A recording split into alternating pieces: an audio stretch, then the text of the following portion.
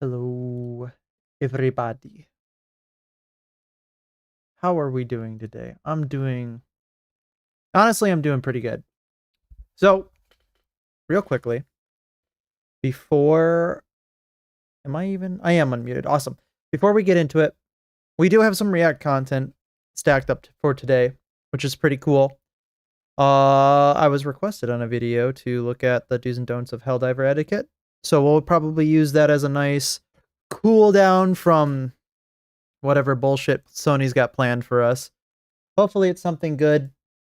I don't know if it's going to be something good regarding Sony. But yeah, after that we'll probably be moving on to some news about Stop Killing Games, which is nice. We got a Sydney Watson video, the Shoe on Head video that I haven't gotten to yet, and the Izzy's video that I haven't gotten to yet.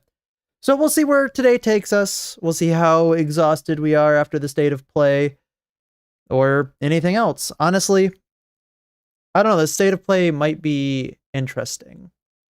I've heard that there are some pretty significant leaks. We'll just, honestly, we'll just leave it like this. So, speaking of that, and a wonderful evening to me. Thank you very much, Master Builder. Welcome around. I'm glad that my mic's going through. I was afraid for a second. I got like no sound playing right now, which is probably a failing on my part. I gotta find like an ambient soundtrack, but I don't hear anything going on in my like headset. So I'm like, oh god, I hope I'm unmuted. I had a problem with that earlier, not too long ago. I started a stream and I was muted, and I was muted for like the first half of it, and I was talking to chat, and I was sitting there, I was like, oh man, dude. It was pretty bad. All right, so let's get into it. First one, Bloodborne. LOL.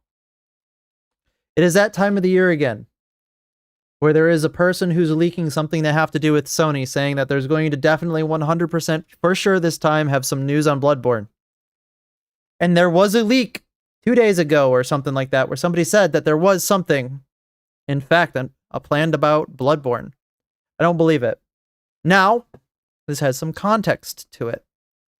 Jacksepticeye is doing a Bloodborne movie with Sony, which is not a sentence that I ever thought I would say. But he is, allegedly. So maybe they're going to announce that. Maybe there's going to be some type of hype that they're going to try to build around that. I don't know. I'm hoping, but I'm not sold. But I'm hoping. I'm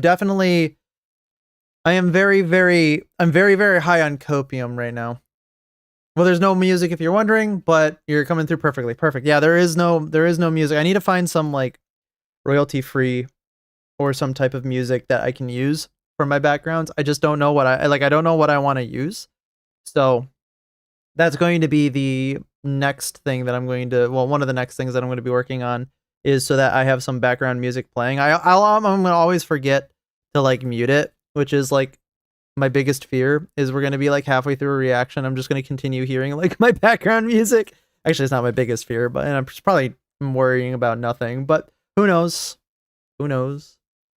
All right, next bit of a prediction. Let's see, Wolverine. I think I spelled that correctly. All right, Wolverine. Minimal hype. I don't think people really care that much about it. Another prediction. No Destiny. I spelled that right, I think I did. No Destiny 3. I'm sorry. I don't think there's going to be any Destiny 3. One thing that, here, we'll move this here real quickly. If you watch the chat scrolling on YouTube, it's very funny. There's a bunch of hashtags, we want Destiny 3, we want Destiny 3, and I hate to break it to everybody, I don't think it's going to be the case. I think we're going to see at least 3 live service games. No one asked for. I think this one's a gimme. I think we're at least going to see Horizon Zero, the Horizon Dawn, whatever Guardian game that they have, that nobody's going to care about. And then I think they're probably going to announce maybe 1 or 2 more. We'll have to see where that's going, but pretty sure that they're going to. Let me real quickly see. 7 minutes. All right, cool. We're getting close. We're getting close. All right. Anybody else got any predictions? I'm definitely thinking that there's going to be a few, probably really crappy games mixed in there. So let's say a few crappy games no one wants, and then maybe 1 to 2 games that look amazing. There we go. That's what I'm thinking is going to be on today's schedule. Especially having seen some of the leaks, I was just like, okay, don't care, don't care, don't care, don't care. Ooh, interesting. Don't care, don't care, don't care. That's what I'm tailoring my expectations around. If anybody else has got anything else that they want to predict, feel free. We're gonna do this. Whoop, whoop. Put that right there. We'll see how correct I am. I'm probably very wrong. I hope I'm wrong, especially about this one. This one right here. And we're just gonna go. We're gonna do the Xbox here. Hang on, XX space XX. We really want this. This is what we want. We want Bloodborne. We want some type of a Bloodborne announcement. If we're getting the obvious, gimme Monster Hunter Wilds DLC. Oh, okay. Hang on. We'll put it under here. MH Wilds DLC. All right. I think that's a pretty good one. I heard, and by heard I mean reading the passive YouTube chat here, that we're possibly going to be getting that. So, honestly, I'm okay with that. If that's the case, I'd be happy to get that. Why do I have the chat pop out? I don't want the chat pop out, please. Okay, hang on. Opera wants to load very slowly. It's okay, Opera. You can do it. I believe in you. While I'm waiting for the chat to pop out, how's everybody's day going? My day's going great. I had a pretty exciting weekend in the wrong way. So I was helping my dad with a few things around where he lives. He has a tractor that broke down. So I was going to be doing a lot of stuff since I kind of had a free weekend this week, which was really nice.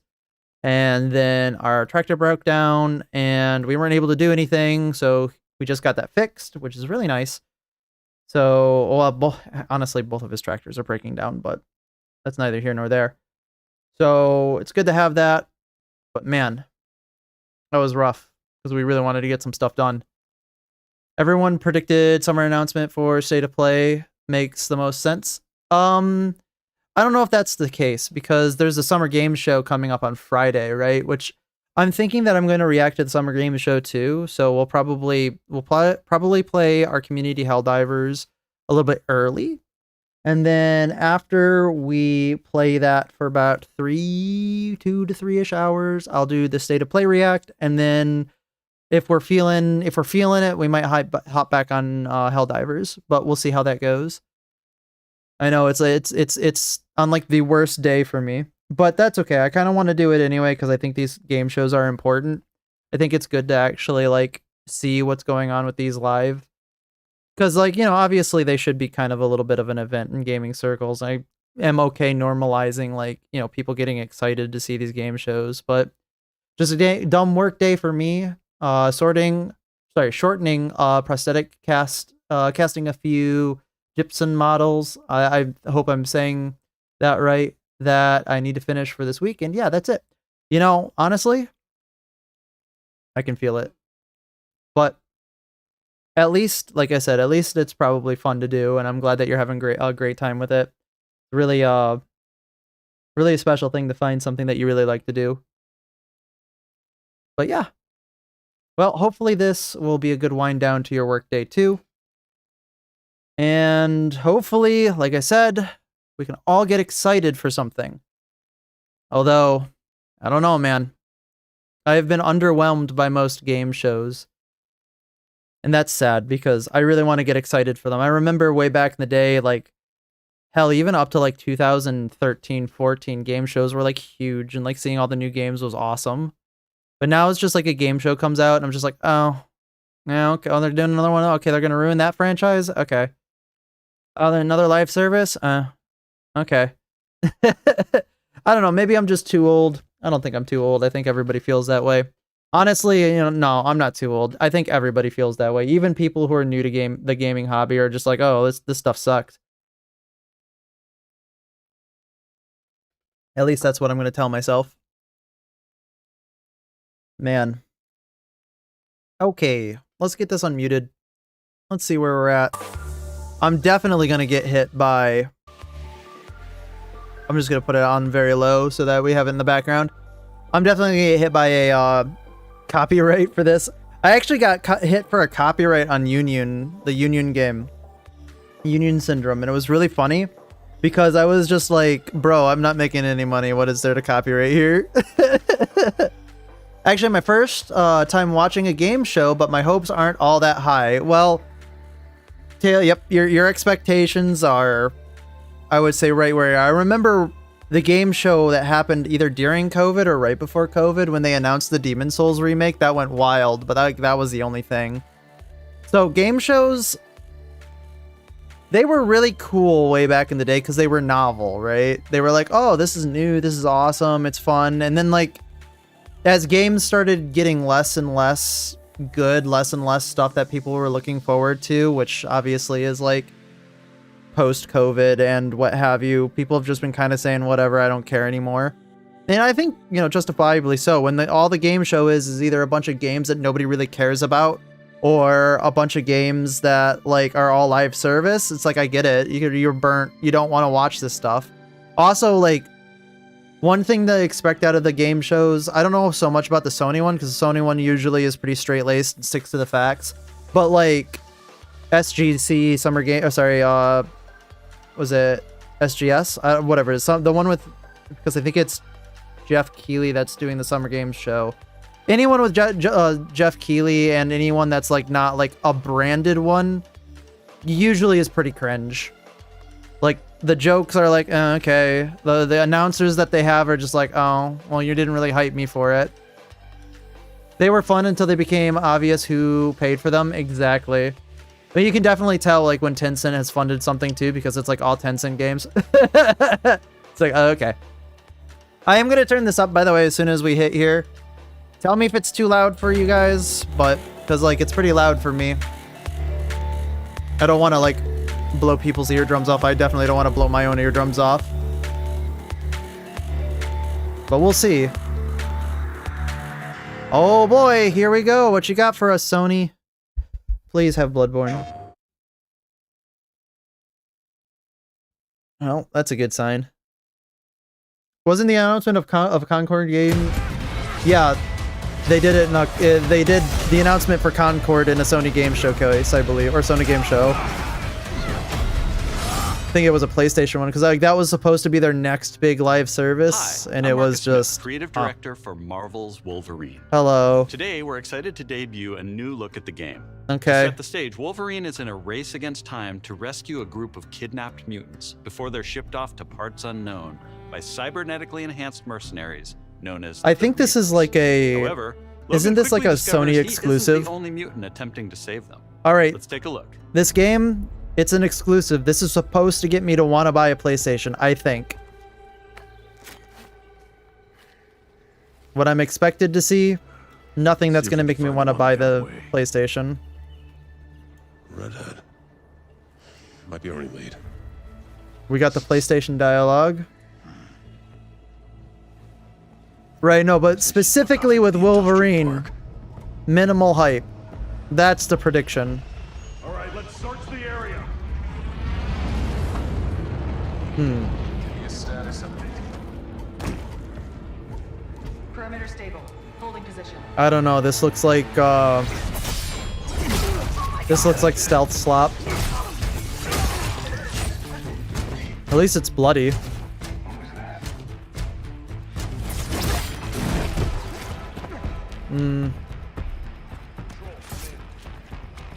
I don't know. This isn't like gameplay, like in the strictest sense. It's kind of like pre-rendered. Do another sweep. It's too quiet. Oh, we got the Dark Souls lock on.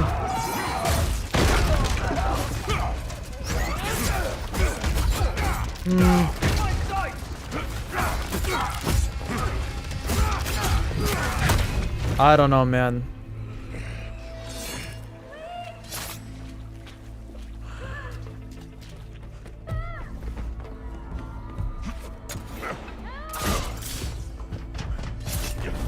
Looks like a bad Assassin's Creed knockoff.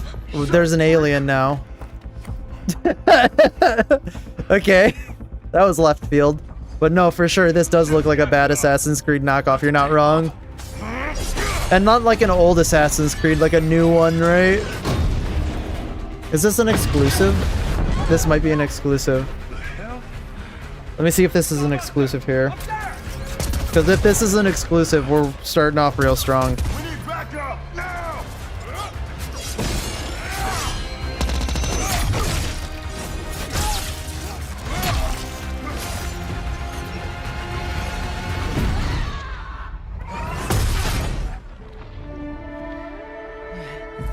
Yeah, this is an exclusive. So this is supposed to get me to want to play this, want to buy a PlayStation.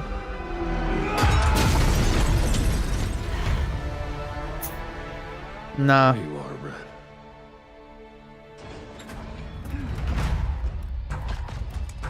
I'm like, I don't know much about Wolverine. I never never watched it, never read it. Probably mutant, not an alien, to be fair. It is X-Men. You're right. You're right. Like I said, I never really... The only Wolverine of context that I have, I guess there's two, is the Hugh Jackman Wolverine, which was very different from movie to movie. And what's that one? The 1990s X-Men television show. And this Wolverine, yeah, he's violent, but I'm really not getting the sense that this is Wolverine.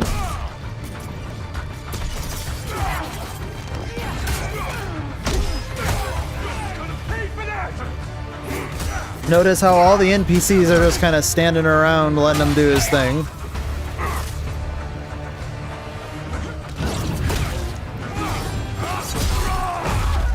Okay. Oh, he's ulting. He's ulting. He's ulting the goon.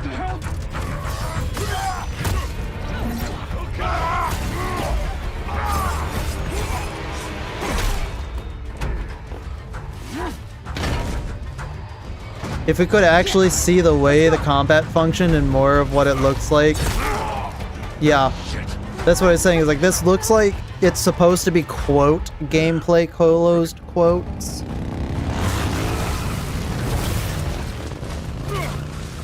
But this looks just like this part could be gameplay, but it's probably pre-rendered gameplay, so it's just like, I guess.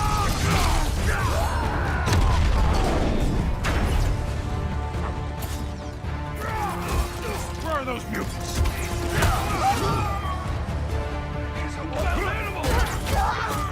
Yeah, I don't know. Not convinced to buy a PlayStation from this.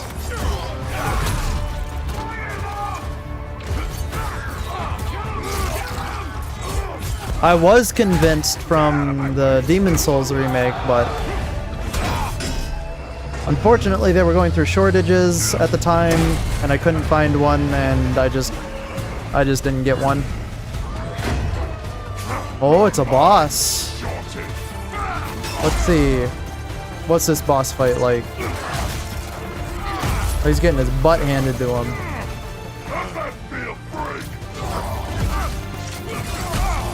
Bruh.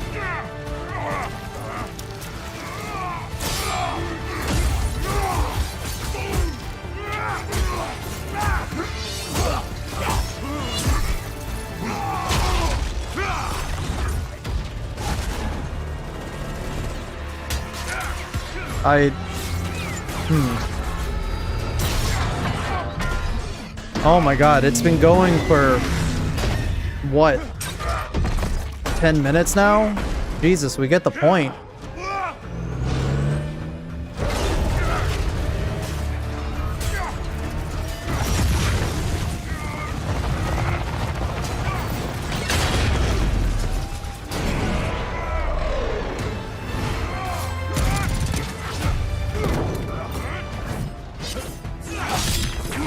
Is this gameplay or a cutscene? Okay, you're back. Bro, you seen it this far? Seems just like a scheme from the CEO to pressure us into buying their stuff. No, you're right. I mean, that's what a game show is, Let's get you guys out of here. to be fair. Lock it. In a way, it's basically a platform for an extended advertisement for games. It's supposed to get you excited for games that are coming up, though. It's kind of like a showcase, right? But that's what I'm saying is like, Wolverine is not, like, this game is not going to get me to buy a PlayStation.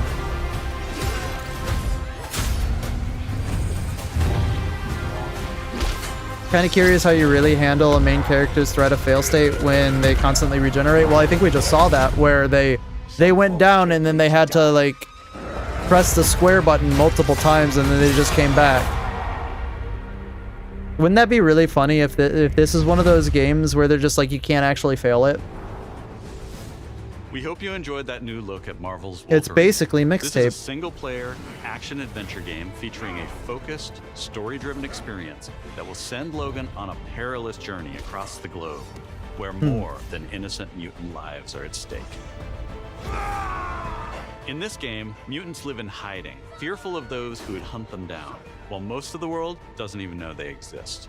As you saw, you'll encounter iconic Marvel characters like Yeah, but Ray, like that just quick timed it.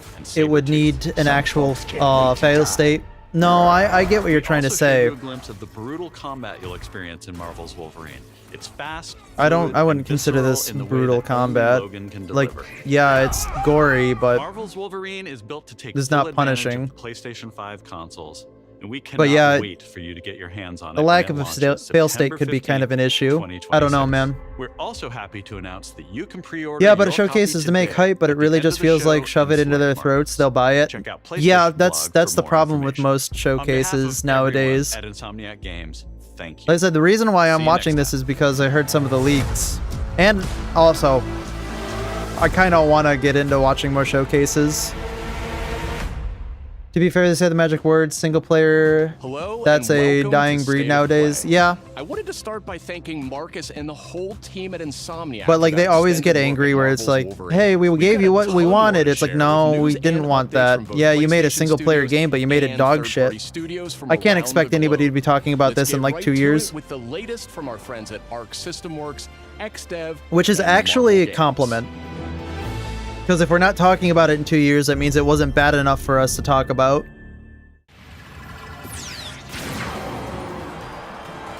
Is this another Marvel game? The supreme master of the pugilistic No, it's not. art. The Duke of Get Your Dukes Up, Mr. Champion! This looks like a fighting game. Actions are worth more than any word. And the greatest action is to fight. You have defeated so many. You've defeated whole worlds. Nope, there he is. That's... But you It is Marvel. never fought Doom. Let me show you why you should kneel. Think you're a genius, Doom? Your works are mere trinkets. My genius is endless. And now my turn.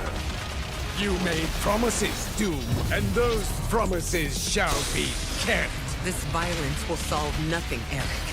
My dearest Aurora, mutant I think this is like a shall new character in a rise, fighting and game, huh? I will be the one to lead the way. Probably. It just said it's a Marvel fighting game. Yeah, no, I kind of got tricked out from like the intro to that. I was like, are we sure? Because it didn't look like Marvel. I didn't see no superheroes that I recognized. It looked kind of like an anime fighter.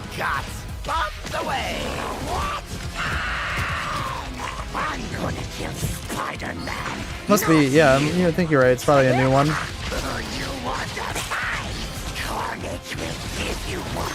I'm not really tuned into like the fighting game scene either, right? Like I've played a few fighting games, but they've never really been my style. No mercy. Hopefully I can change that. Hopefully I can play a few fighting games because I have fun with them, but Knights of Doom, destroy them! Feel my wrath! The end is near.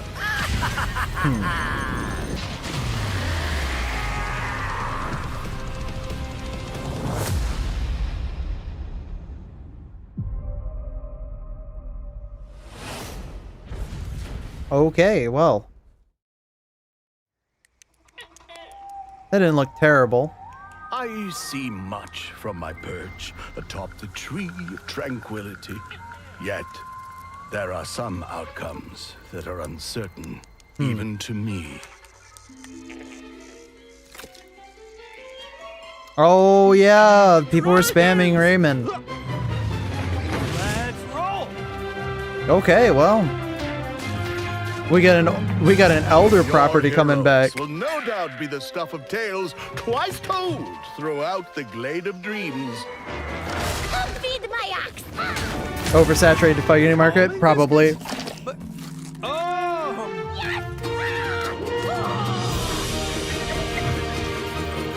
Well, I know a lot of people really like the Rayman games, so that's good. Hopefully they don't manage to make a dud, but I don't know anything about this franchise. I never played it. Follow me, brave. But it does kind of look like more of like what people ask for, so. The Glade of Dreams is in grave danger. It's an Arxis game. They do a lot of fighting games, like Guilty Gear and Grand Blue. Yeah. It's time I made my mark. It's 4 against 1! You don't stand a chance! Not Maybe sold you on stand that a little voice. bit of a chance. Globox to the rescue! I am as fast as a falcon. Kick size. Well, For the Glade, then! this is another one of those games that's not going to get me to buy a PlayStation. Like, it's nice. I'm glad that they're doubling down on their first party, but not going to sell me. I'm here!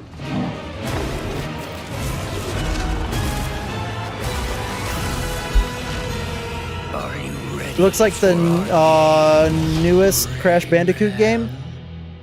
Yeah, I think I think they did like the remake of Crash Bandicoot, trying to like maybe experiment with bringing back some of their older properties. Because I know they made a Rayman game. Oh my god, it had to have been in 2017, 2016. That was like received fairly warmly, so.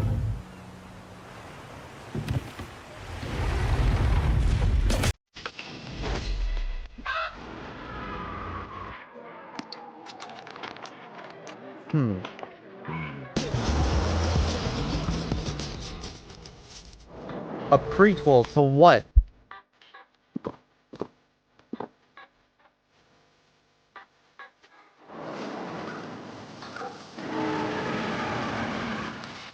Never heard of this game.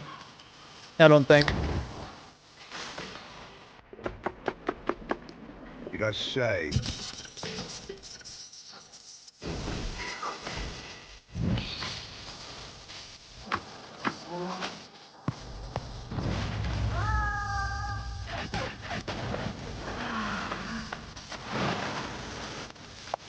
Honestly, I'm actually kind of laughing a little bit, like in the back.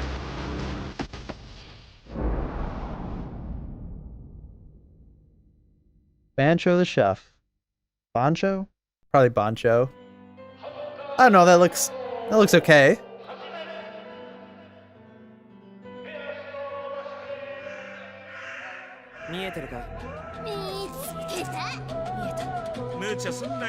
Was this this isn't the finals, no, this is not the finals.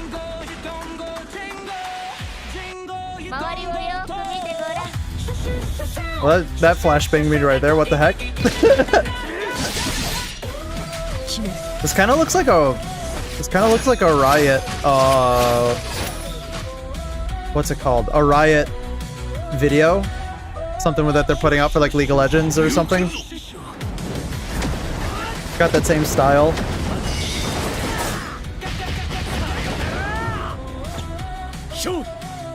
I don't know, man. What is this game about? What are we doing?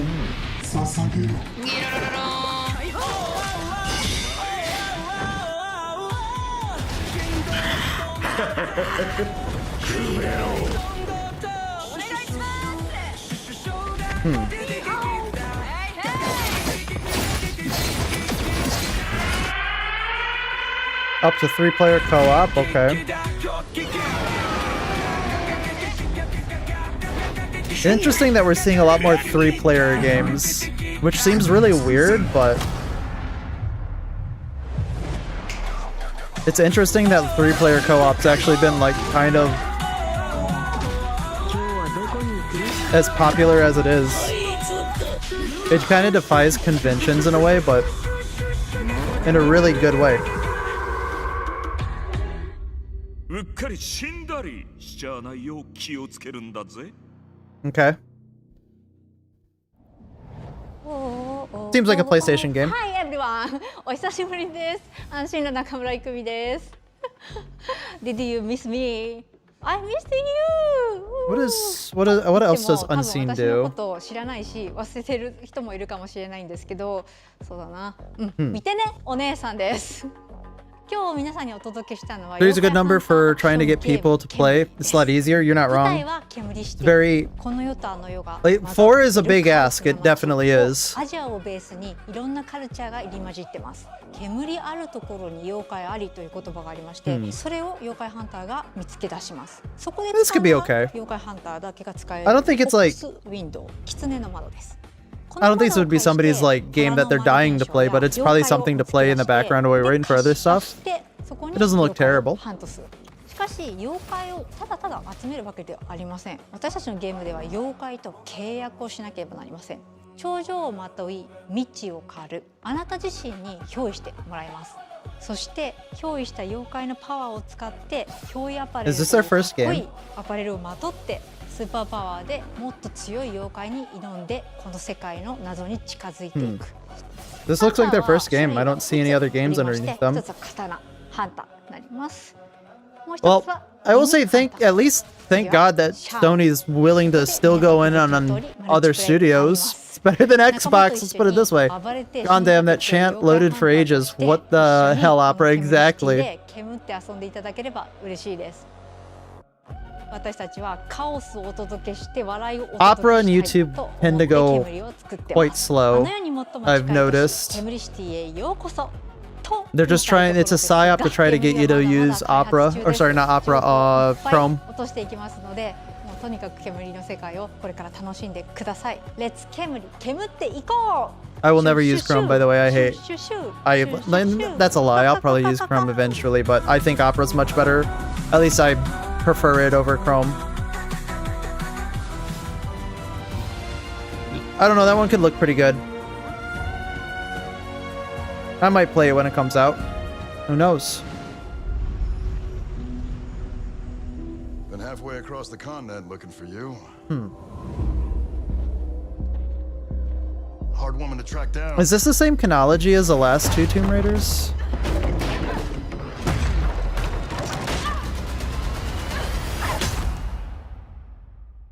Well, you found me.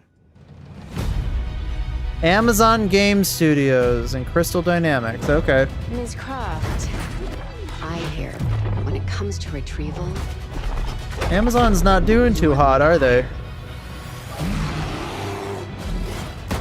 Is this what they killed New World for? or money, or making the world a better place.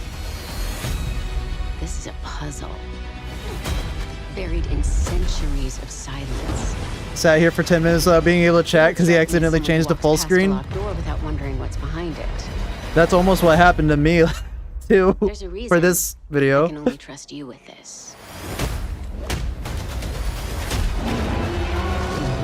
Oh, there's dinosaurs now. This does remind me of the older Tomb Raiders.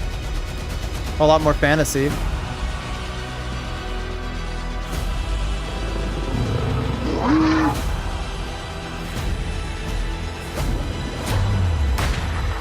Like, I think I just kind of hit on, in my opinion, what I'm kind of sitting here feeling.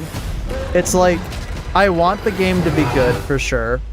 But I've been, like, too hyped for other games in the past that just did not deliver. And this seems like it would fall squarely into that category. Where it'd be like, this looks like it could be good. Looks like it could be bad. But I'm worried that it's just going to be garbage. Oh, here's our friends! So, Anna Perrin. Favorite from today? I like Uh-oh. Alisol. What did you like about it? He's big and loud. Feels like a play on nostalgia. It did feel like a play on nostalgia. That's what I'm worried about, where it's just like, oh, everybody likes this, but... My favorite is the Diplodocus. No, yeah, Nova, that's exactly what I was saying, is like, that's the classic Tomb Raider we miss, but like... Call me skeptical, because I'm going to be skeptical of it. Daisuke, they're here.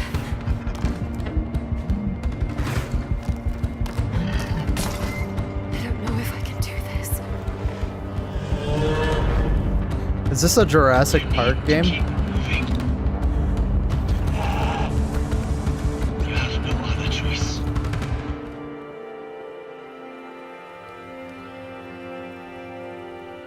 There's always a choice. The Lost Wild, not the Lost World. Sorry, Annapurna.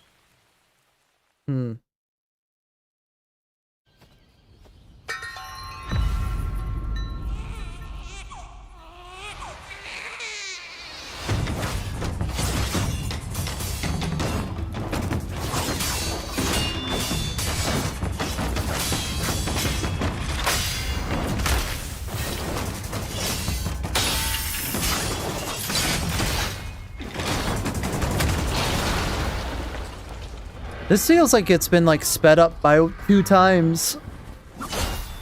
This doesn't feel like it's like the original speed.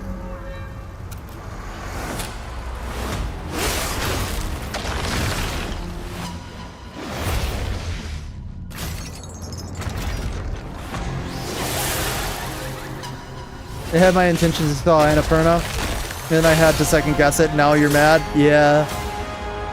Ooh, Phantom Blade Zero? Okay. Phantom Blade, that's an old property, right? Looks like it could be okay. Maybe. First showed us Phantom Blade Zero in passing at a hotel, and we knew immediately that this game had incredible potential. Look forward to more details in a gameplay and story deep dive coming later this summer. I don't know, it could be good. Who knows? Let's head over to the sandworm-infested sands of Arrakis in Dune Awakening. In this open-world survival RPG, Isn't this already you can out? fully immerse yourself in the world of Dune. Unravel a cinematic story. No, I'm filled thinking with of probably another mystery Dune and game. intrigue, featuring many of the characters from the books and movies. You know, I never went to go see Doom. The sleeper. I heard a lot of people were saying that it was pretty good. Alone or with friends, you will explore the vast open world of Arrakis. And The learn to movies, at survive least. and thrive I know the book's by like unlocking the critically secrets of the acclaimed. Fremen. It's not an old IP. It's not. Along the way, I could have sworn you'll that it might be discover new thinking of another game technologies, then. Craft gadgets and weaponry, and build a base of operations that will grow and expand as you progress. Oh, we heard you like towards base power building. and fortune. Pursue the path of the Bene Gesserit, Swordmaster, Trooper, or Mentat, and master anything from mind control to brutal. I don't know. hand-to-hand This looks. combat. This doesn't look good. In Dune This Awakening, does not look you can good. choose to play with your friends or alone in a brand new single-player mode arriving with the PlayStation release. I feel like Dune would be one of those games that would be really hard to like transfer from medium to medium, or rather, at least from film and book Dune to Awakening arrives on game. PS5 on September 22nd. Awakening came to Pre-order starts PC today. first. Seems like an extension to consoles. The Okay. fan favorite PS2 classic Dynasty Warriors 3 is I getting see. remastered for PS5. Okay, well they're bringing back Dynasty Warriors. 3 Complete Okay. Edition Remastered is a modern revival of the 2001 game that established the foundation of the series. Players can become That's pretty one good. of over 40 officers and experience Did it? intense Okay. 1 versus 1,000 skirmishes across vast battlefields. Yeah, And I don't joining know. the battle is I don't know how I'd feel the about it. protagonist from Dynasty Warriors. But it could be good. Origins. Didn't charm me, let's put it that way. But Dynasty Warriors coming. I wonder how they're gonna mess up the port. I wonder how they're gonna mess up the remaster. Dynasty Warriors 3 Complete Edition Remastered launches later It's this mixed? year. Okay. Pre-orders start today. Oh, I have this From the game. award-winning studio behind the Ori series. This is comes a bold new vision for shit. action RPGs. I'm gonna. Rest for the Wicked There you go. No is rest a for the wicked. brutal Yeah, I have this Souls-like game. I heard this one was actually really good. Consequence. This one also has a and print precision pass too, combat. so like Step you got into a somebody who wants to living, play, you can play it hand-painted world you print can pass, explore alone, print pass with or them. share with friends in your own persistent realm. Okay, so it's coming to A world that consoles. Got it. evolves even when you're offline. The highly anticipated full 1.0 release expands everything. Yep. I heard A massive a world, lot of people like this game, or a lot of people classic were progression system, ready or excited for it. hundreds of hours of content, including endgame, all with full crossplay and cross. And I feel like there was like a problem where they had, No Rest for the Wicked launches on PS5 this October. and then they like And one is of those games where they available to listened to their wishlist now. community and like made the game so much better because Up they listened to the next, community. Let's check in with Capcom for an update on Onimusha: Way of the Sword. Oh, they had me at Capcom and then they lost me at. Because I've never played an Onimusha game. Well, to follow his example. I thought you'd see the appeal, Musashi.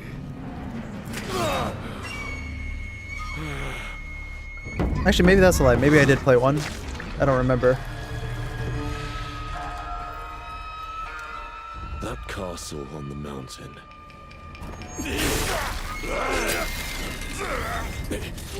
Musashi, I sense Genma. Prepare yourself. No ordinary Genma can move like that.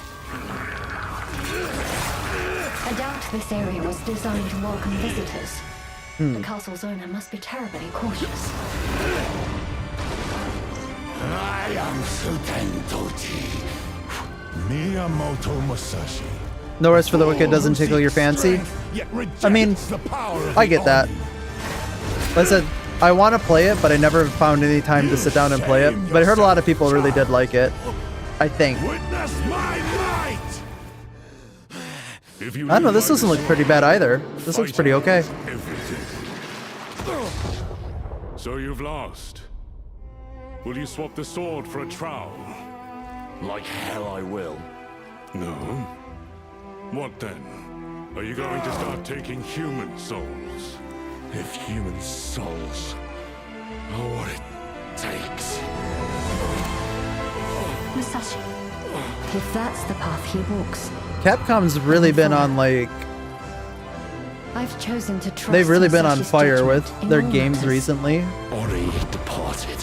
which is good because at least we got something that's Of power that good to you play. have. In return, Then get going, Onimusha.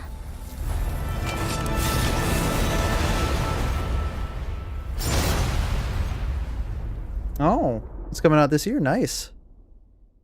Hopefully it's PlayStation only? Damn. Pre-order bonus, We dude. can't wait to get our hands on No. Onimusha: Way of the Sword this September. But you won't have to wait long to try it yourself. Here's one They more can update hide a lot from in a the trailer. You're Onimusha not team. wrong. Which is a problem that I had with the Wolverine.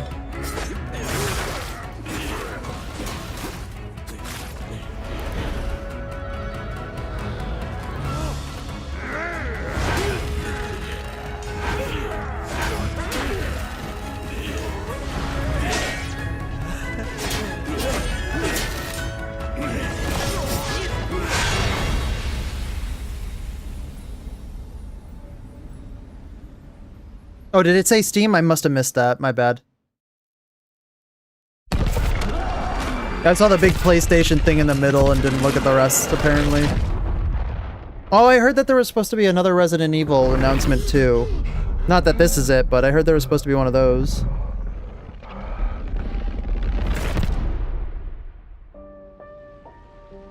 Oh, no, this might be it. Yeah, this is... Wait, is it Resident Evil? Silent Hill, sorry. This is Silent Hill announcement. Hey! Who's there? Simon, are you there?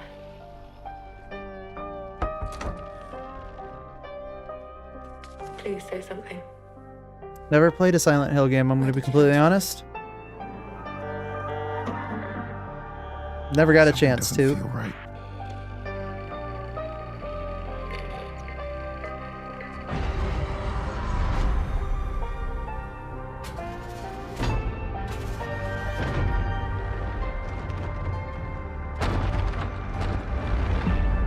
You were gonna say it looked like Silent Hill without even getting that far into it? I'm sorry. It was it The Mist?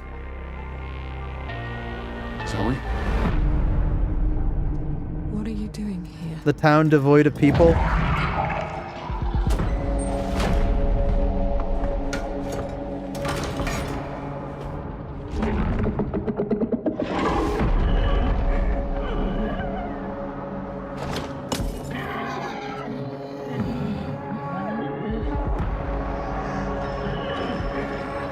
That's the iconic fog, yep. What the hell is that? There's more of them.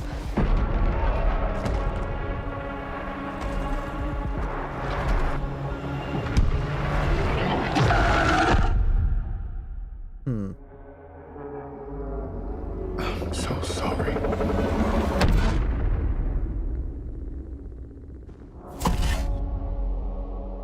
The creature you said? I could see that. I definitely could see that. The target is the front gate of the capital of our homeland, the Federation of Central Asia. We will storm from the sea and take the capital back from our enemy. Bandai Namco. Is this Rear we'll have to cover? The people left one about behind the back on jets continent need and something planes? going on.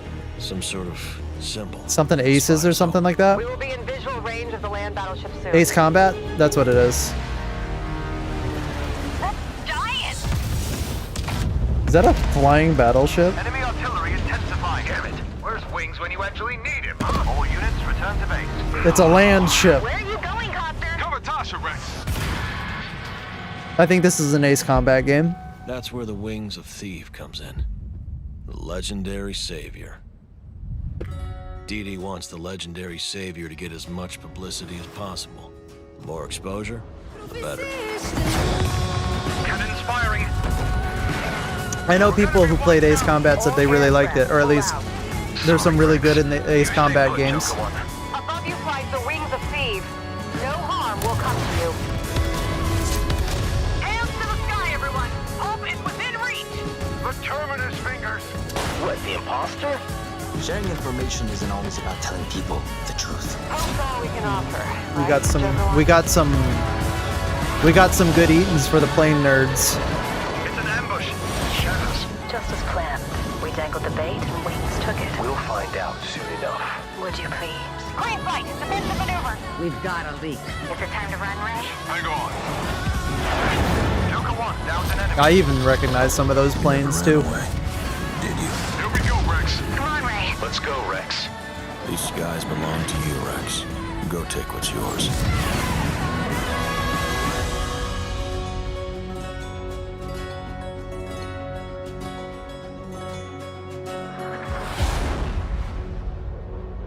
Okay. 皆さんこんにちは。エースコマットシリーズブランドディレクターの河野です。お待たせいたしました。エースコンバット8 Wings of Steel の発売日は2026年10月2日。 I'm glad that they're bringing back more Ace Combat games. The Maverick voice, Maverick voice angles. Listen, when you're playing an Ace Combat game, I think you know exactly what you're getting. And that's okay. I'm just glad they're still making games like that. They seem like that just seems like fun for fun's sake, which is exactly what it's supposed to be.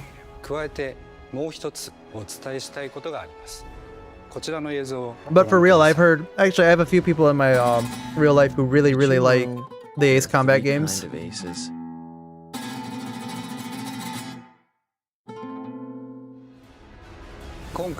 They say it's like really good. Wings of Steel にはダウンロード版はプレイオーダー特典として、パッケージ版には早期購入特典として、エースコンバット0ザ・ベルカンウォーの移植版がつくことになりました。ぜひ8と世界を同じくするストレンジリアルの世界をもっと深く楽しんでください。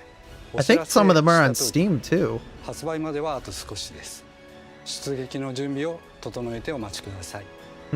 ありがとうございました。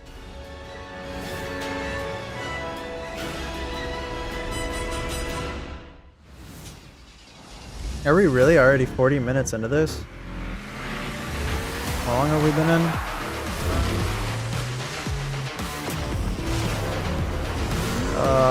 Give me a sec. I want to see how... We're like 35 minutes into this. It's already halfway over and I'm just kind of like, meh. Interesting game so far? Or sorry, any interesting game so far? I mean, there were a few.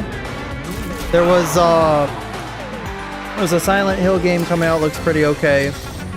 The Ace Combat game looked okay. Marvel fighting game looked okay. That's the car from Knight Rider. Oh my god, I just got flashbanged from the past. Holy shit. But yeah, there've been a few okay ones.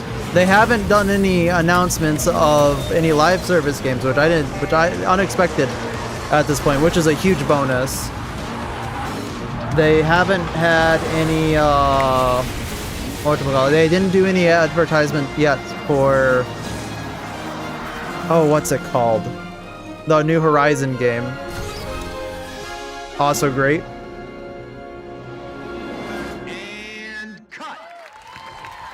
What the hell are we? What is this, a racing game? I think we got it. Yep, roll playback. Okay.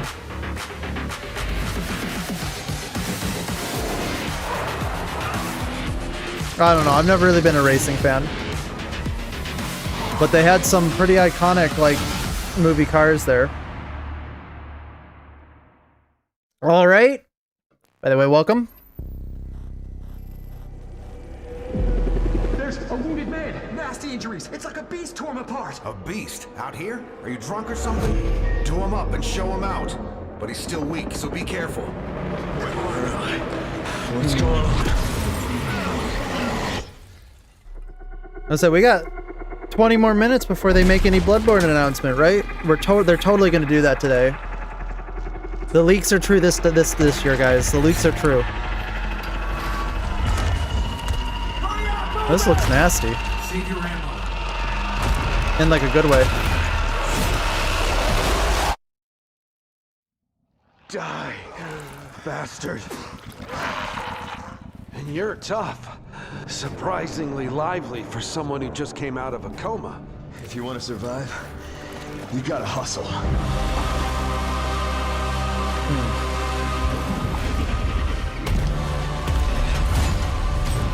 You fell from the moon.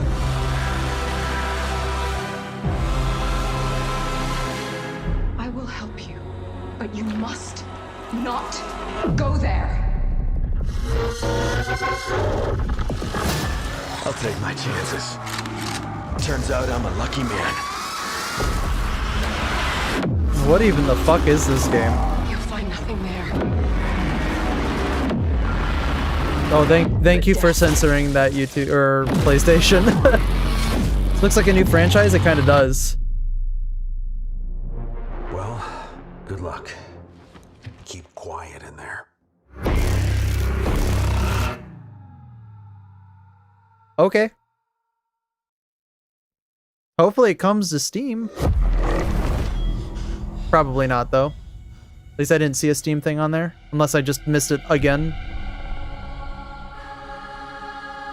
You're intrigued? Yeah, it doesn't look bad. Something is coming. I have to go. It felt like an earthquake. But it was just a paperclip falling off a desk. Are we having like two zombie games back to back? Tremor before the main event. Jesse.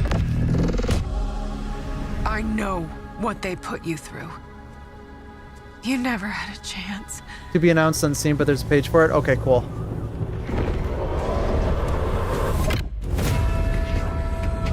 It has From the Depths and Scorn vibes. Lockdown fell and uncategorized resonance appeared in Manhattan. As I things could see stand that. right now, Dylan, you're our only shot at survival.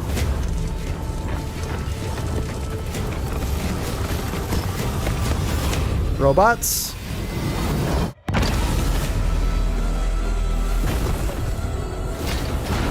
You are not FBC. You're not even fucking human. The FBC locked me in that cell for years and forgot about me. The hiss, it was a way out. People can change. The past doesn't matter.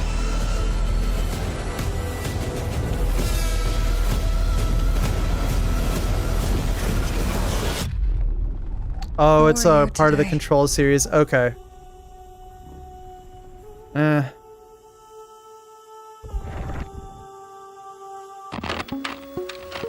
Could be good, could be bad. Could go either way. A lot of fun together. That doesn't look fun. Oh, that is still part of the Control thing. Okay. Oh, we got our friend Marathon here. Surely this will save that game, right?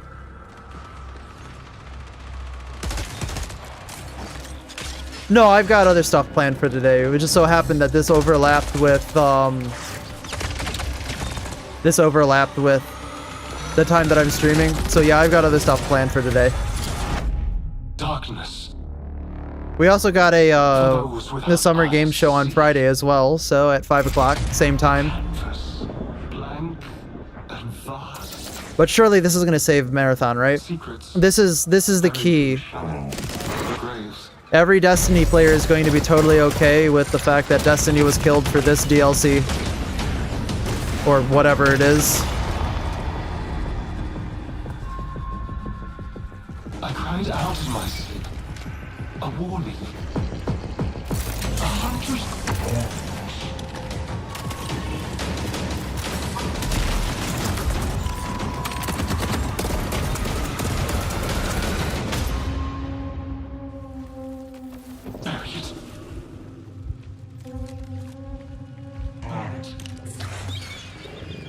Got immediately bored Marathon releasing Sword on me. I'm not gonna lie.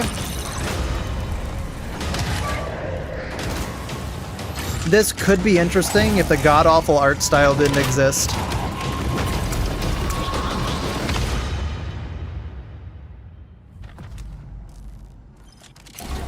I just don't think it's gonna save the game. I think people are already done with Marathon. Like, it doesn't matter if they could make the next greatest thing in gaming with this game, and I don't think people would play it because they're already done with Marathon.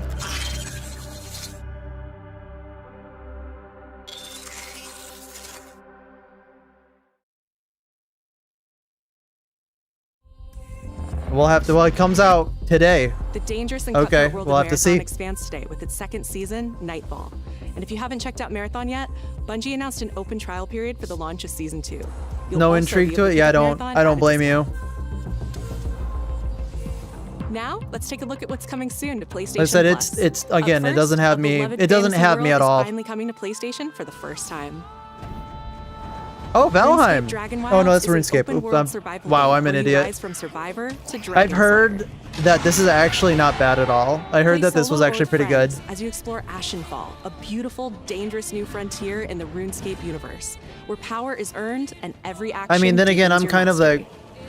I'm kind of one of those weird people who really like old school RuneScape. Deadly terrain. I mean, I guess they're not really weird people, but old school RuneScape's like Uncover hidden paths. still really awesome outmatch in my brutal opinion. monsters. Never really been a fan of new RuneScape. Craft stronger gear. Master magic, melee, and ranged combat. And push deeper into uncharted regions of Gielinor. Build a home together, farm the land, and fish the waters. Make it yours. RuneScape Dragon Wilds. What's arrives all of day your wood one cutting on levels? PlayStation Plus later this year. Nice. I don't know, it could be good. Next up, here's a preview I haven't of played games it. coming to the Classics I catalog kind of want over the to, but next few months. I never really did, so. In June, battle colorful enemies with musical instruments in Guitaru Man, one of the most stylish rhythm games from the PS2 era. Oh, cool.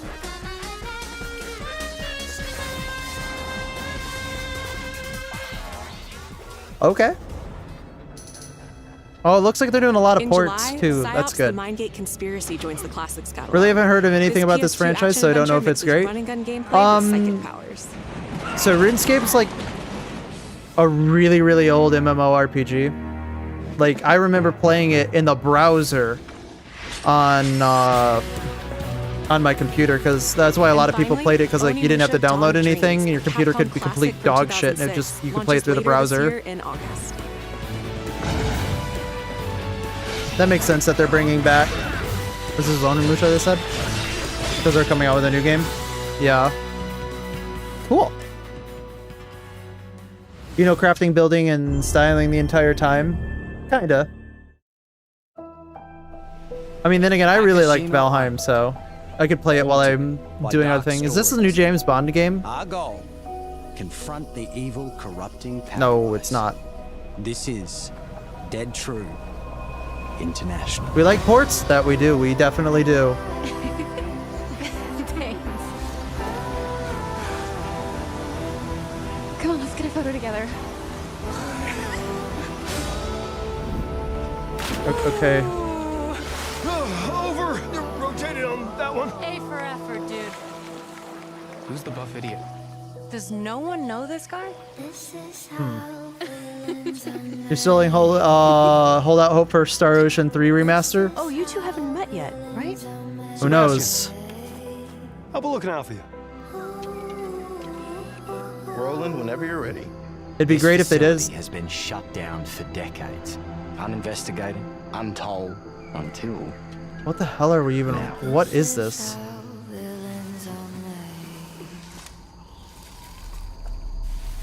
Did you hear that? Nate, are you out there?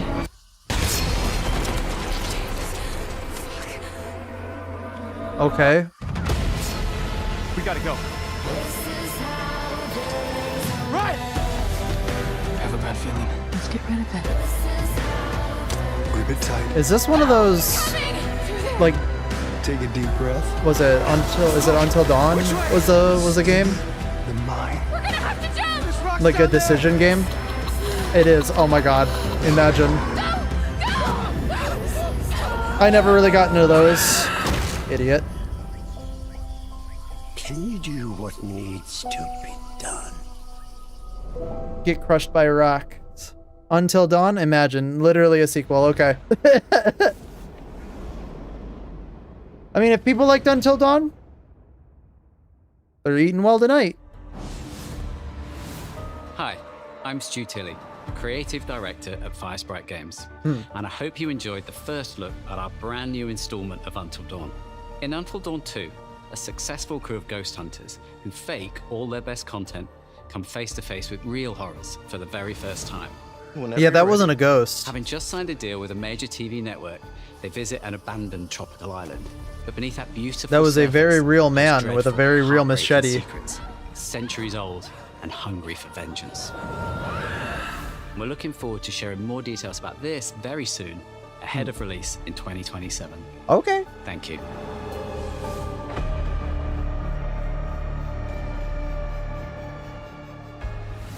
I think Until Dawn 1 is on Steam. Show, and it is something special. Okay, This is a please. brand new It's title Bloodborne, debuting guys. With more than 20 minutes of uninterrupted gameplay. It's turn up truly the it's volume, Bloodborne. Sit back and enjoy. Surely it's Bloodborne, right?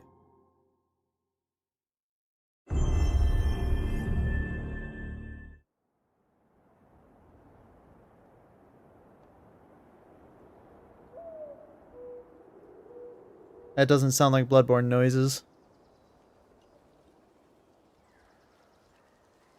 Definitely look like ghosts. Gotta say you're curious but not excited. Same. And yeah. It is what it is for them.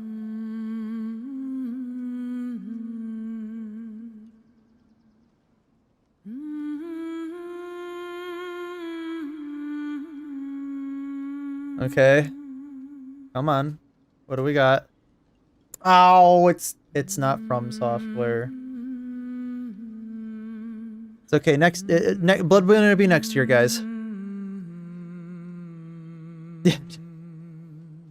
I guess we're going with Until Dawn as a series is based on horror movie tropes and not about a Wendigo.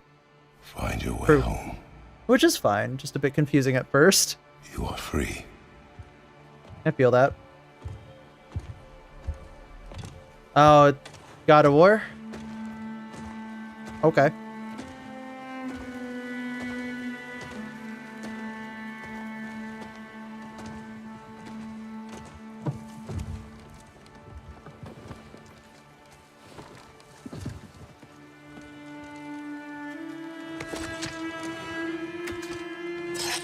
Is this even a new God of War?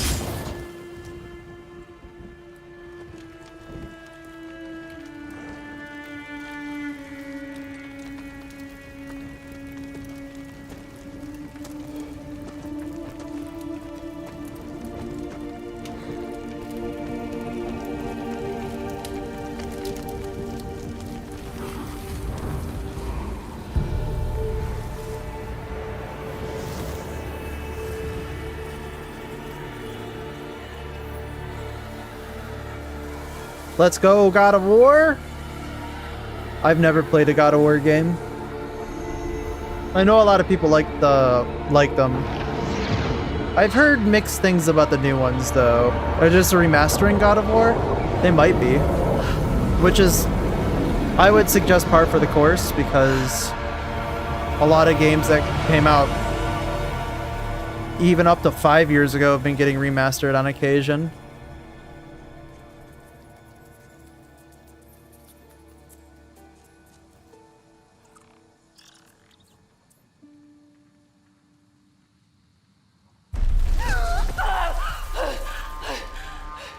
Kratos! Hmm.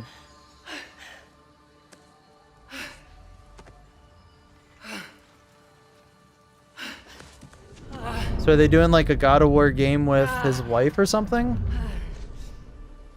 I guess his deceased wife? Where am I?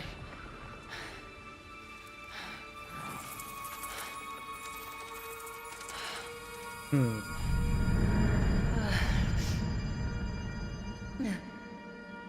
I don't know. Is this what God of War fans have been asking for?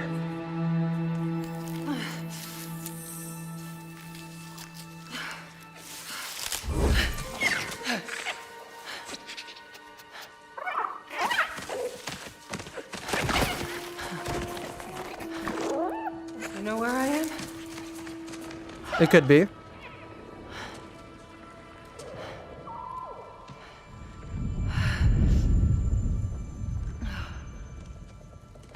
Just haven't really seen any gameplay yet. Okay, here we are. Okay. Burned clothes. The pyre. It happened. They're starting on the path. It's just... I didn't get to say goodbye.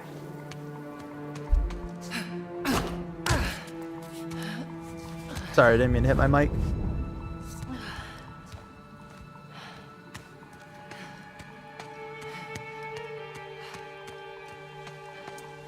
This definitely isn't the light of Alfheim.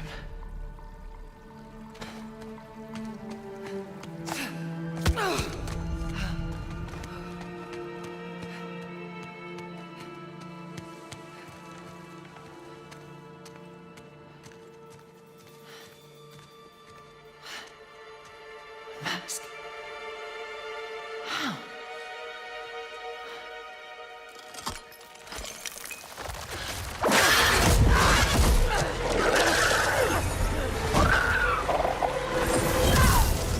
This is very different compared to the other games, but I think this could be interesting. Okay.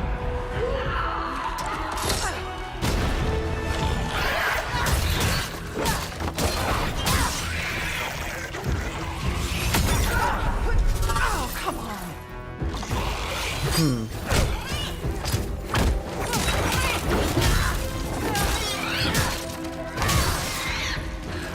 Shouldn't have been that difficult. Yeah, like I said, I know next to nothing about the God of War series.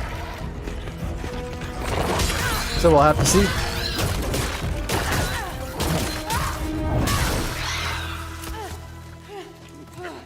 Hoping it's good for all the God of War fans. Yeah. Armor. Good idea. Only one way to find out, right?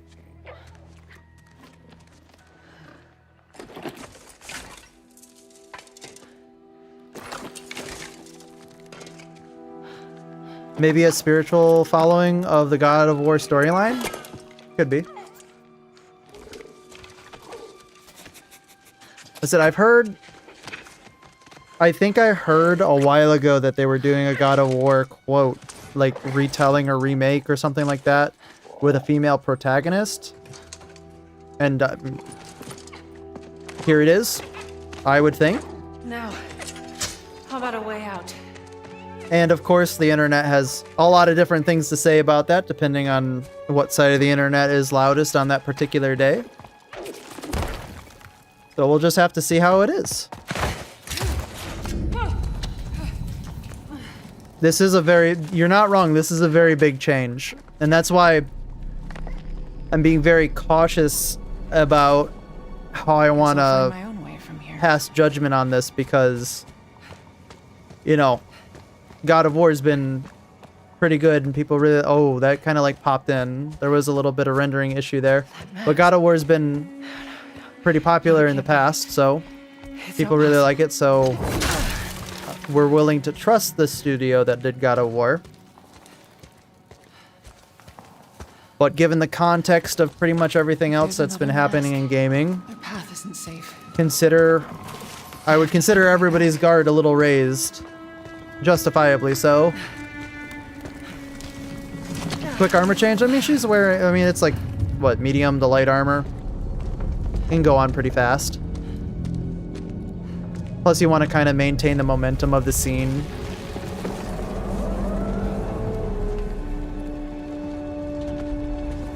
Honestly, I don't know how people are, like, it's not even that it's like, you know, anything to have to do with anything else. It's more about, like, yeah, you're not playing Kratos anymore, and I know a lot of people really, really like Kratos, so... The armor's ugly? Did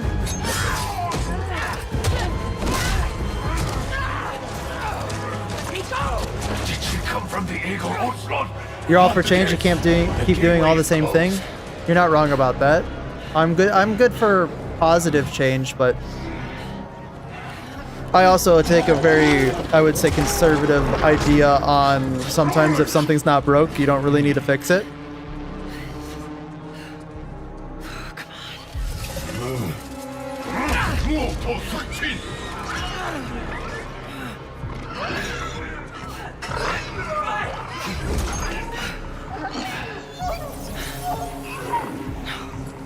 That creature.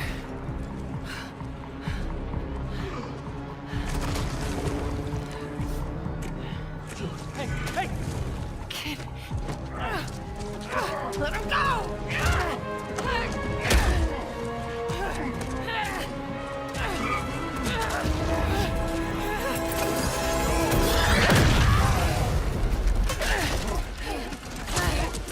What the hell was that face? That facial animation was, was a little weird.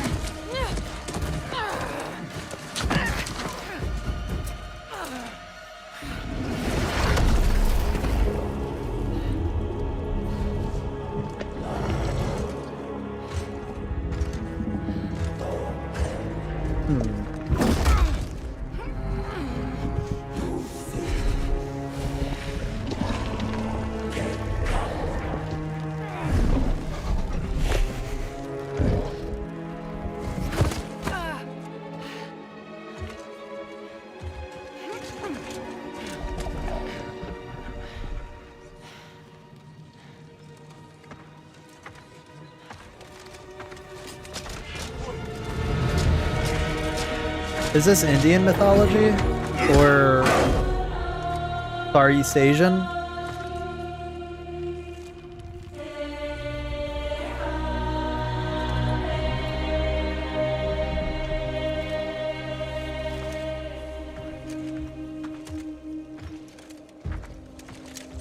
Oni vibes? Yep.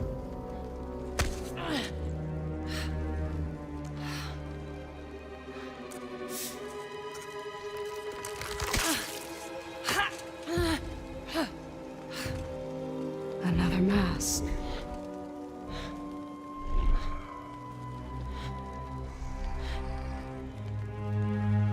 This is important to you. I wonder. At this point, I'm just trying to put together what folklore we're going to go with here. Could set you free. Like I said, I think it's probably East Asian, maybe? Looks like a mix of multiple. I can see Japanese, Egyptian, and Aztec. Yeah. I was thinking more Chinese when I saw it. Would you like to see how hard it is to die here, Godly? I can show you.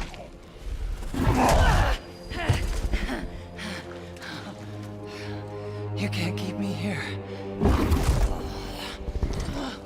The gateway is closed. There is no escape.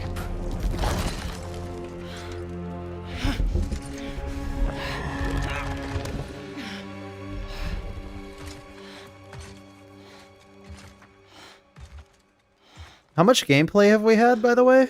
This was supposedly a gameplay trailer. The truth will only make this more painful. What are you? Sorry, you said I am probably so wrong. What are you wrong about? I missed something?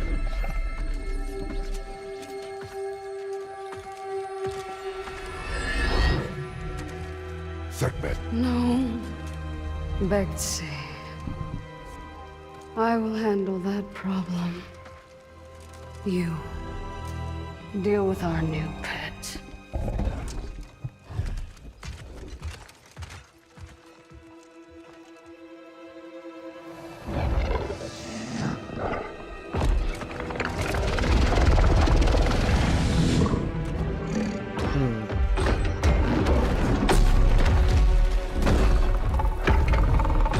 Yeah, we got like what, 3 minutes of gameplay out of these 20 minutes?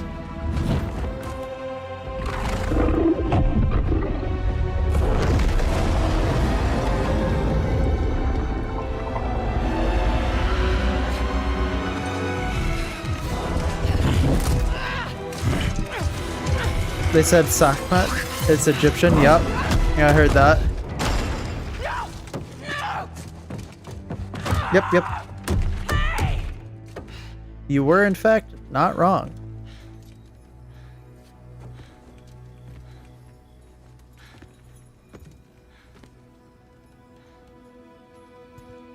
Oh, we got control back. Okay. I think they're gone. Just be careful. Fresh air. Oh, you're different. For some reason, your other message didn't pop up. Yeah, YouTube's been having a little bit of problems today. That happened to Master Builder as well. Yeah, we've tried. There's no way out. And you're a talking sword. I'm not the sword. Oh no, they just had the millennial writing trope. Oh, that hurt. Oh, my heart just dropped there. There has to be a way out of here. A way out? But you're not even all here. Regular YouTube trolling, exactly. Of course I'm not here. I'm dead. You have to be dead to come through the gateway. It's like you're holding something back. This isn't working. I can already see what people are saying about this online. Like I can read like The gods? an hour and a half into the future about what's going to be talked about on Twitter and what people are going to be talking about. Great. I can see it What's the plan, boss? plainly in front of Not your me. boss, Frank. That cask. That's why you're trapped. Uh-oh. Yeah. Wait, you made that big explosion happen, right? Could you do that again? My magic, it's wrong here. I feel wrong here. You want out, right? I think we all want that. Who wrote this? Definitely do. Faye. Am I the only one who thinks this dialogue's like all of it? Kind of bad? How? How do I accept that? Simple. Focus. Like, is there something that I'm missing from the God of War franchise, or is this dialogue kind of like? But what if I need to be somewhere else? Then focus on what you do need.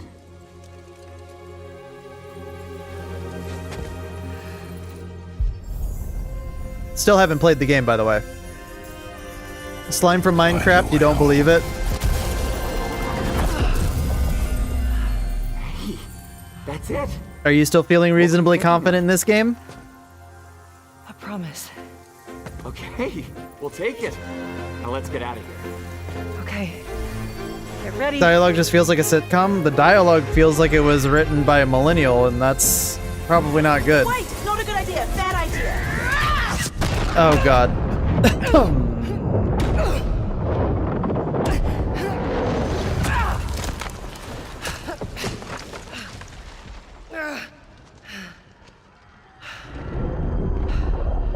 Kratos.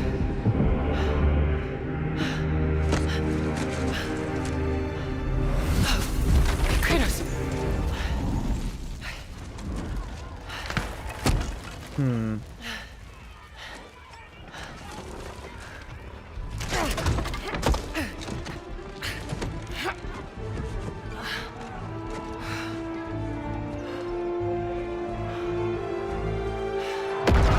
maybe there'll be actual gameplay now instead of cutscenes. Modern gaming, I know.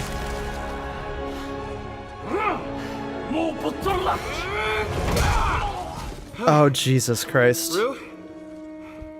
I think you should give her the sword. I just had to. I have to lay back for a second after that. I'll give it back. I promise. Okay. Take it. Kratos looks wrong. You wanted to say that from the start, but you weren't sure. Yeah.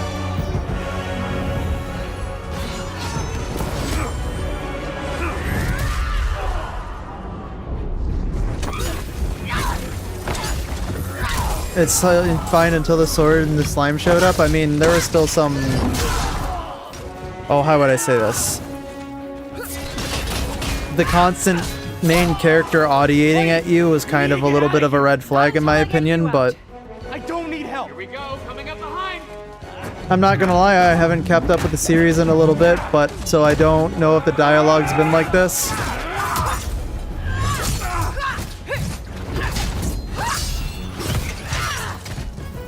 Really, the only thing that matters is if the game's good, quite honestly, but...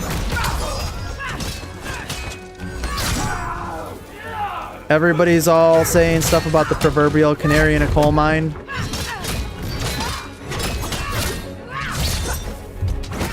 And there's a reason why we can continually use that phrase to explain a lot of things. Got an idea on opening that cage. Hey, kids! Get ready! Come on! No! I got a promise to keep. Fine, but lady, that sword, it's more than you think it is.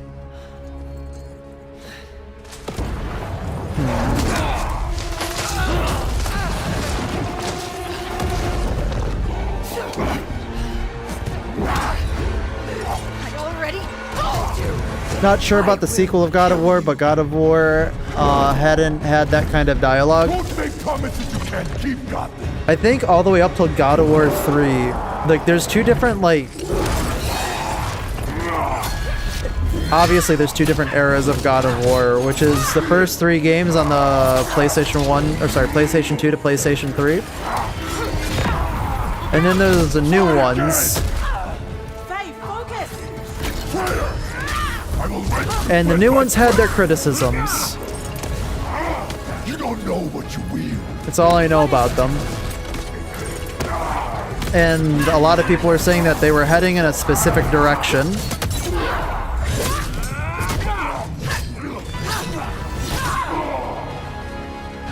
You're scared of this sword. Why? I fear nothing.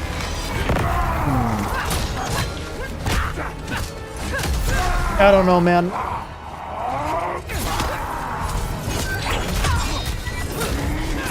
Let's put it this way, it's not going to make me want to buy a PlayStation. Don't worry, they're going to announce something about Bloodborne after this, I swear. 100%. It'll happen. This year, it's the time this year. This is just a precursor for everybody to be ready for the next announcement, the surprise announcement.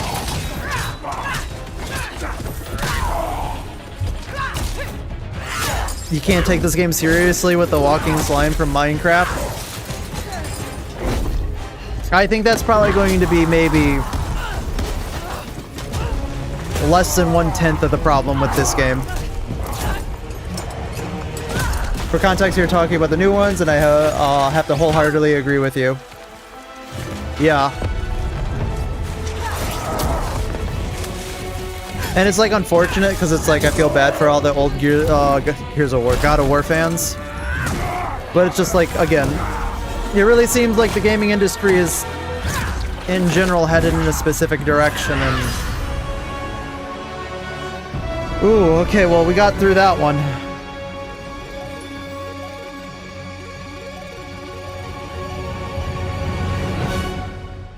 Okay.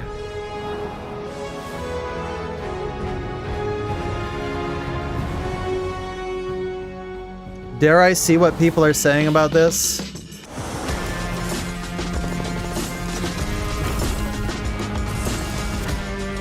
Oh no, you are not wrong about that. Oh, I don't have the chat open because it didn't load. I can't help but think that people weren't all too happy about that in the chat. Hang on, let's see if we can see it. Oh, hang on, it's coming back. It'll be there eventually, don't worry about it. I think you're just wrapping up the show anyway. Oh, we're back. Are we back? Thank you, Opera. Wonderful.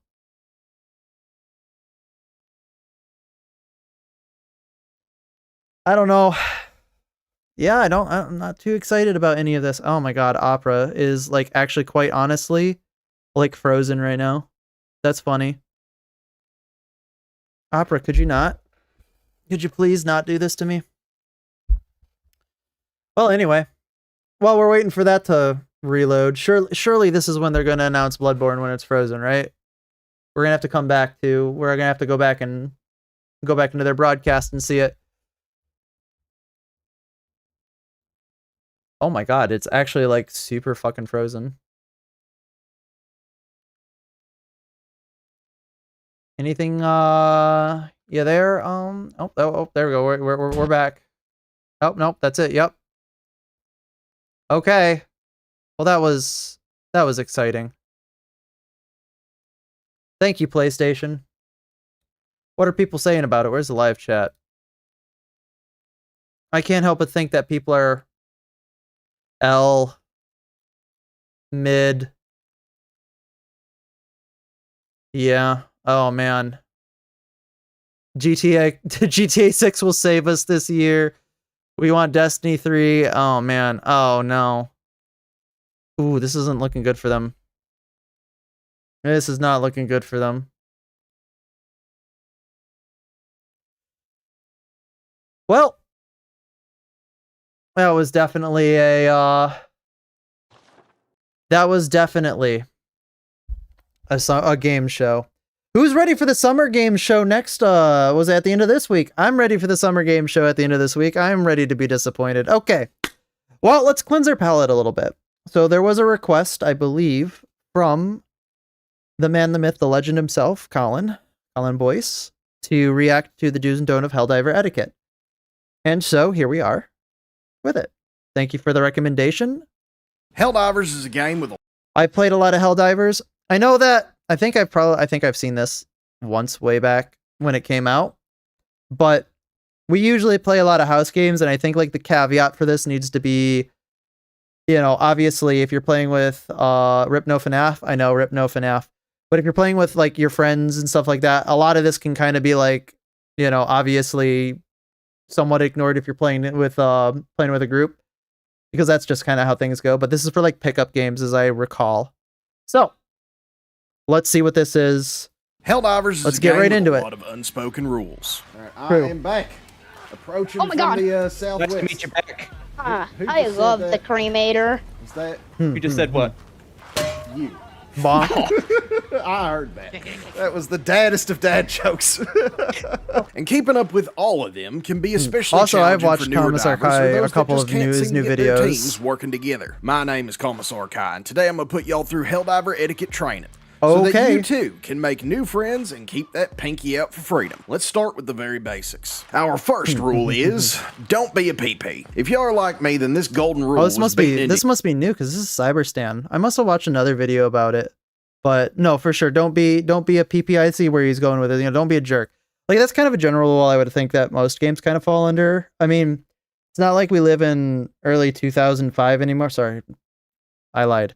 Early 2000 anymore, because that was when online gaming really kind of started, and everybody was just kind of a PP to each other, so to speak, at the beginning. So kind of like as a natural evolution of that, I can kind of feel that. At a young age with a wooden spoon. But treating other Helldivers the way you would like to be treated should be an obvious rule to live by. But with gaming culture being what it is, most of y'all are still probably used to hurling insults at your jungler for stealing your cannon minion, or cursing out your bottom fragging teammate.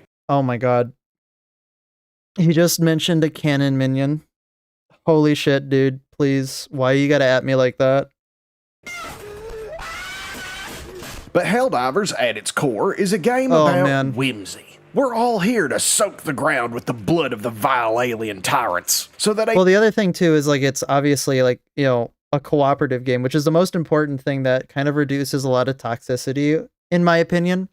In that, like, when you're working towards a goal and there's no direct competition, it's just so much less toxic. That's why like League of Legends is so bad, is because every like loss that you have is your own personal setback.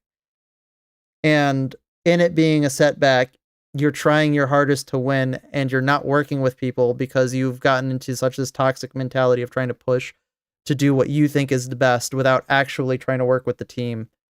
a fertile garden of managed democracy can bloom across the galaxy. And we do this by accepting that sometimes we will be blown up, eviscerated, shot, or stabbed with a flag by your teammates.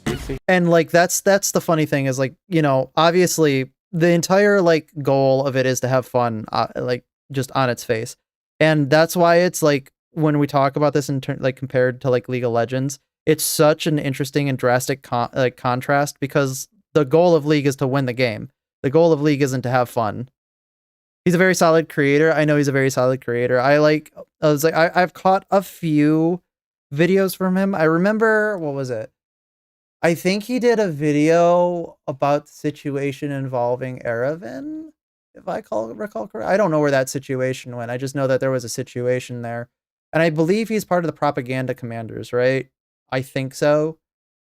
So if I recall correctly, he's kind of got like, he's like big in, like, he's like recognized by Arrowhead as being big in the community. Oh! Good, I'm just stabbing me with the flag. No! When you embrace the absurdity of being a Helldiver and choose to laugh at yourself in the situations you'll find yourself in, all the drama surrounding this game just melts away. Every leaving day- only a core of friendship, cooperation. Every day you get a better feeling not to get into that. I'm gonna say I get a better feeling to not get into. No, I agree. Mainly because I don't like the game. That's fine. No, so I 100% can agree with not wanting to get into League of Legends. Like, if I were to give you a suggestion, I'd say never get into League of Legends.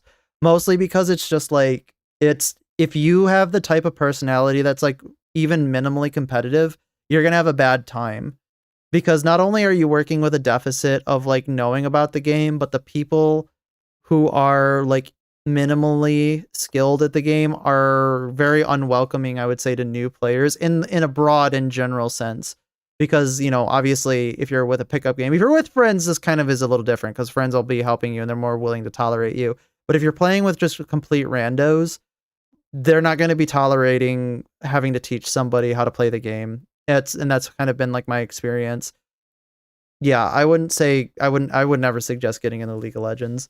Unfortunately, I wish I had a better community, but I think it's really hard to kind of moderate a community like that, or rather tool a community in a direction like that. And really, really big explosions. Raging at the game or your teammates is given Loyalist, while laughing at Swigs for being cooked for 2 minutes by Leviathans is given Big Epoch. You get the extra I've lunch triple box. dipped, and I didn't feel bad triple dipping because Triple dip, they you were gone. deserved that. The Leviathan. I did. Oh, man. You should just die if you need ammo that bad. Dude, they're still shooting your core. And like, I think a lot of my personality for that comes through when I play Helldivers and stuff like that. You can see like I get upset with myself when I make a mistake, and that's just like a complete personal thing on my part. Like I will be upset with the fact that I failed myself in the way that I play. But again, that's because that comes from a point of like, I like to play games as like as like a show of mastery is kind of like the wrong word, but that's kind of like the way that my brain puts it in there, where I like to try to compete with myself in order to be better than I was, which is kind of like, I guess, you know, not really in the spirit of a lot of games, but can be done in a lot of games, because I would think that the spirit of games is just to have fun, but that's how I have fun, right? That's just kind of like generally where I come from on that. And like, obviously you shouldn't let your own like personal want to get better in a way ruin the game for somebody else. And I'm not saying like ruin as in like, you know, ruin, like if that's what the entire group's going for, that's what the entire group's going for. But like, it should only really be directed inward. It should never be directed out like at anybody else. Okay, putting the soapbox away, let's get What to I some learned from hard League. rules for proper Helldiver etiquette. We'll start with the don'ts and move on to the do's. And our first category is going to be the resupply. The resupply is the most vital stratagem that you have access to. It refills all your ammo, grenades, and it gives you 2 stems. But it is a shared resource, meaning we should be considerate of our teammates when using it. Our first resupply don't is do not double dip. Or we're talking about double dipping on the resupply. So again, we all usually play in like a large group. I definitely do double dip on it, but most of the time, like when we're playing, I usually go, does anybody else need another thing? And I'll take, obviously, or we'll be separated across the map. So it's just like, okay, well, nobody else is around here for it. So yeah, might as well. At least without asking.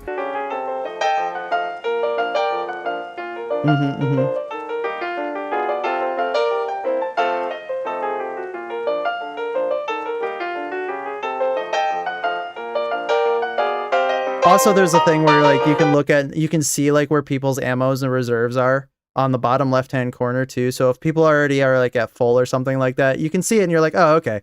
Yeah, no, everybody's at full. We're not going to come back to this place, so we might as well also use the last resupply, especially if it's going to be off cooldown in like the next minute. The resupply comes with 4 lunch boxes, and some of you are bright enough to realize that most games will have 4 Helldivers. This means that everyone gets 1 lunchable by default, but there are circumstances where it's okay to take more than 1. You can ask your team if it's okay for you to take 2, or you can imply permission if you've pinged the resupply and your fellow Helldivers just run on past it. This that's true. usually As long means as they you're don't like need showing it, people and if like, they hey, did, it's right they missed here. their chance. Do not call in the resupply if you are isolated from your team. And that's going to be with an asterisk, where if you're all on comms with everybody and everybody's talking and you say, hey, can I call in a resupply? I kind of need it. And everybody says, yeah, go for it.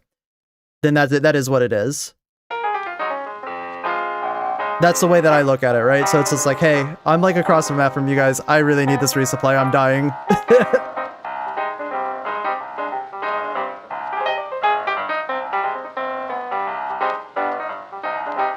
That's not to say that I haven't been trying to not call it in as much. I've been trying to call it in less and less, but...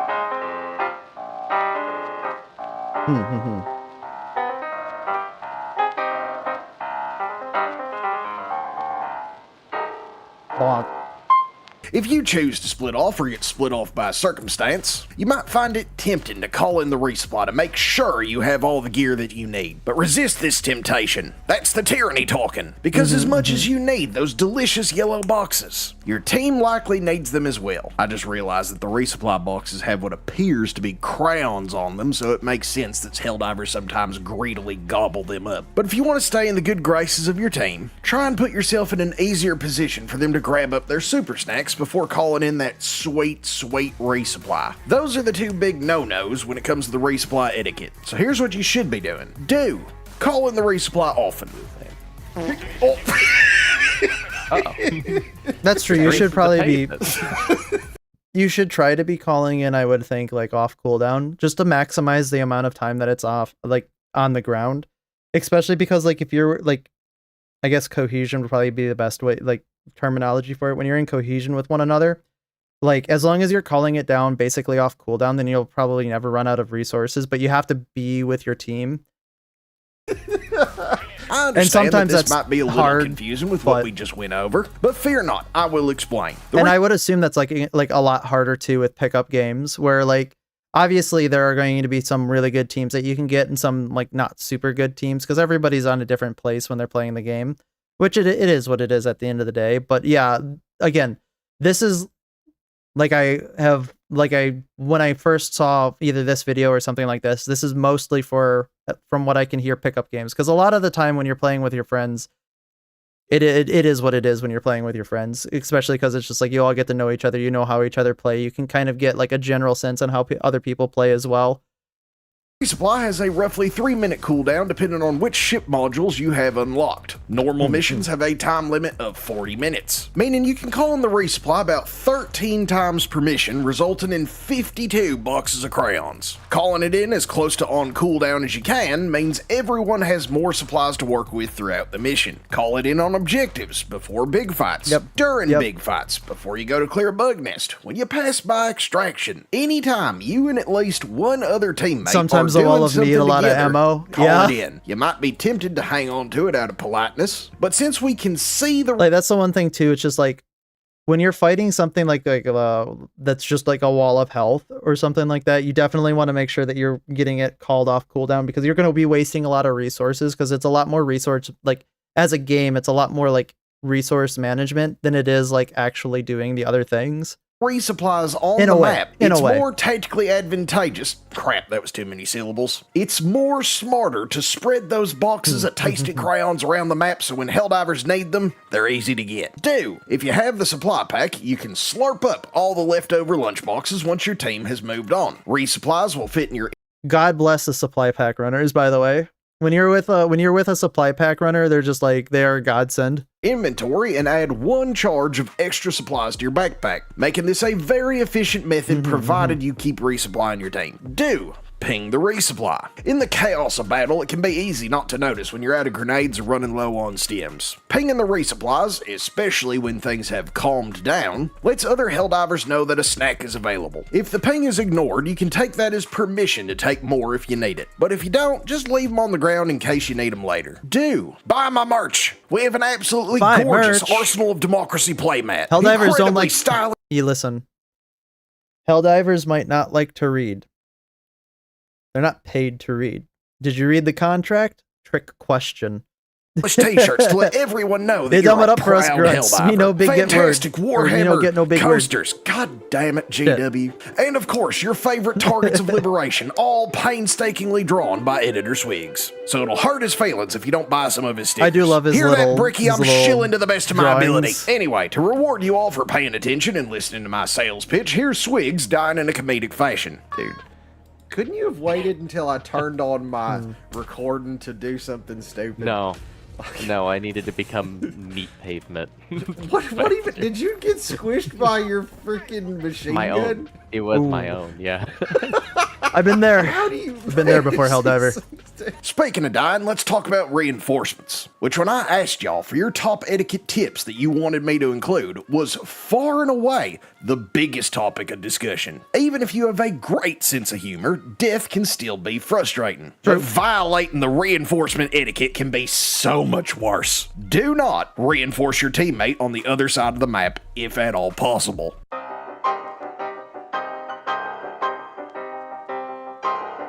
That's the one thing too, where it's just like when you're reinforcing somebody, and like I said, when we play together, it's like, hey, I'm gonna, I can reinforce you kind of towards your direction, or like, hey, can you reinforce them? You're closer to where they were.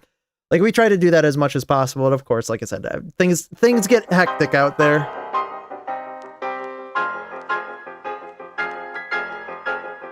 But I remember playing a few games where, if you've slinked especially off to pick early in flowers or dig a hole Helldivers, and your teammate dies people on the would other just side of the map, reinforce do not immediately. show off your stratagem hero skills and immediately reinforce them as far away from their gear as possible. This is annoying because a lot of builds require their support weapons to function, so needing to run across the entire map to grab your gear and your samples can make some Helldivers want to give you the scout handshake treatment. The Helldiver that was the closest to where the retirement happened should be the one to call in the replacement, but if they are otherwise engaged or distracted, it's okay for you to do it as well, as long as you throw your buddy towards their gear and not the enemy. If everyone is dead, then you can call them back in. But this Kinda leads have nicely to. into our second don't. Do not spam the damn reinforcement button while you are dead.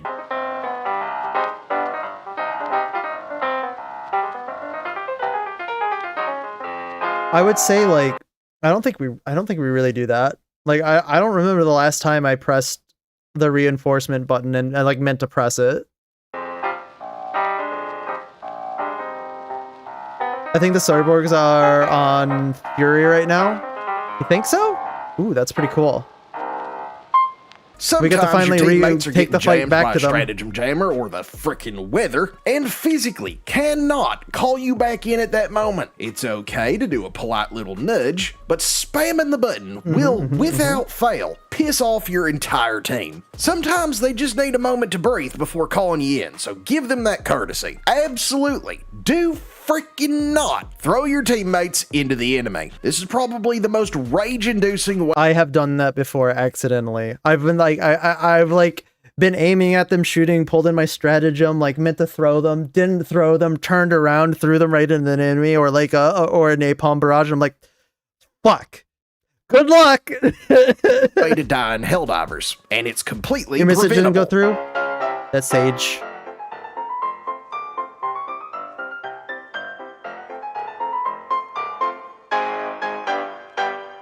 I don't know where the cyborgs are.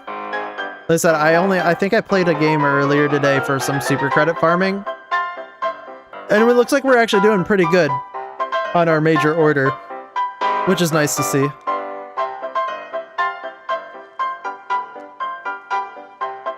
No, I spammed it once when I got Nova killed. Throwing your fellow Helldivers into a bug they breach or spammed it super once base is a when I got surefire them way to killed. make them want to give you the scout handshake treatment. I'm going to go ahead and say it was an unavoidable loss, Nova. It wasn't my fault. It wasn't my fault. I didn't do it. I don't know. I don't remember which of the multiple dozens of times it wasn't my fault that happened. Understand the feeling of panic a lot of new divers deal with, but take that That certainly wasn't the time that the 500 kg landed right next to you, right? Or that certainly wasn't the time that I probably electrocuted you with my Tesla tower, right? I said that sometimes I put the code in on reflex if no one else throws it in general direction of their demise. Yeah, I totally do that too. So like, I'll see somebody go down and I'll just Pavlovian response, and I'll be like, oh wait, hang on, I got it. I can't be doing that. You shot a hell bomb next. What's the worst part? Is the worst part the fact that I actually remember that happening, or the worst part about it is I said, hey, there's a hell bomb next to you. You should probably run away, and gave you like 5 minutes to clear out. Extra second to throw your teammates somewhere I said, where I'm they gonna can shoot get that back hell on bomb. their You're feet like, no. Instead of throwing them into literal hell. And now for the do's of reinforcing. Do. Ping a teammate's gear after reinforcing them, especially if you were the cause for their need to be reinforced. Helping a fellow. This happened once to me. This happened once to me in a pickup game. I had my stuff on cooldown, but the guy just picked up my stuff and just kept running with it. I was like, okay. I'd have called a new one down for you if you'd ask. So Helldiver get back on their feet is always a good thing. If their gear is not accessible, it's an extra kindness to call in a spare set of your gear for them. Yeah, usually I always throw down my stuff, or when I reinforce somebody and I know they're like super far away from their stuff, I always throw down like an extra pair of stuff. I will be like, boom, here's this, here's that. Go ahead and go get them, champ. You didn't even ping it? Listen, I probably did. I don't remember that, Nova. You might be misremembering the fact that I, definitely 100% didn't troll you at all there. Ping enemies that are safe to land on. When you are blessed by Lady Liberty herself and actually given the option to steer your damn Hellpod. Seriously, Airhead, fix this. Landing on a Charger or a Hulk is a great way to start your fresh life. Do think about your reinforcement before throwing it. This ties back a bit into the don'ts, but choosing a good place for your replacement Helldiver to land can be a great way to facilitate team play. It's also a good idea to help your new friend get their stuff back because they're gonna try. And by helping them, you can avoid a death spiral. But if the situation looks truly borked, it's okay to disengage and reinforce them farther away. Just give them a spare set of gear if you have it, so they're not as tempted to crawl back into their grave. Extraction and how to behave around it was also a very popular topic that y'all brought up. And since this is an extraction shooter at its core, I remember there were a lot of people who were upset with some people who just immediately called in extract and didn't know the mechanics around extract. Because you can call it in and the Pelican will just stay there. They'll just stay there until what is it? It'll just stay there until people get in, right? So you can call it down really early and just have it ready for whenever people are ready to go. And I know that people used to do that. I don't know, they don't do that as much anymore, but it is what it is. I know there's another thing where, at least in a couple of pickup games, there's been reinforcements ready and people have been coming down in Hellpods and then somebody will just get right in. I mean, obviously, of course, there's a lot of different situations in which you do want to get right in, but extraction some people is just a get very in before important they even time come in any up. mission. But there's a lot of ways to mess it up. So let's Man, I go hate over what to Predator avoid. Strain. Oh Do my God. not call an extraction without checking it with your team in some manner.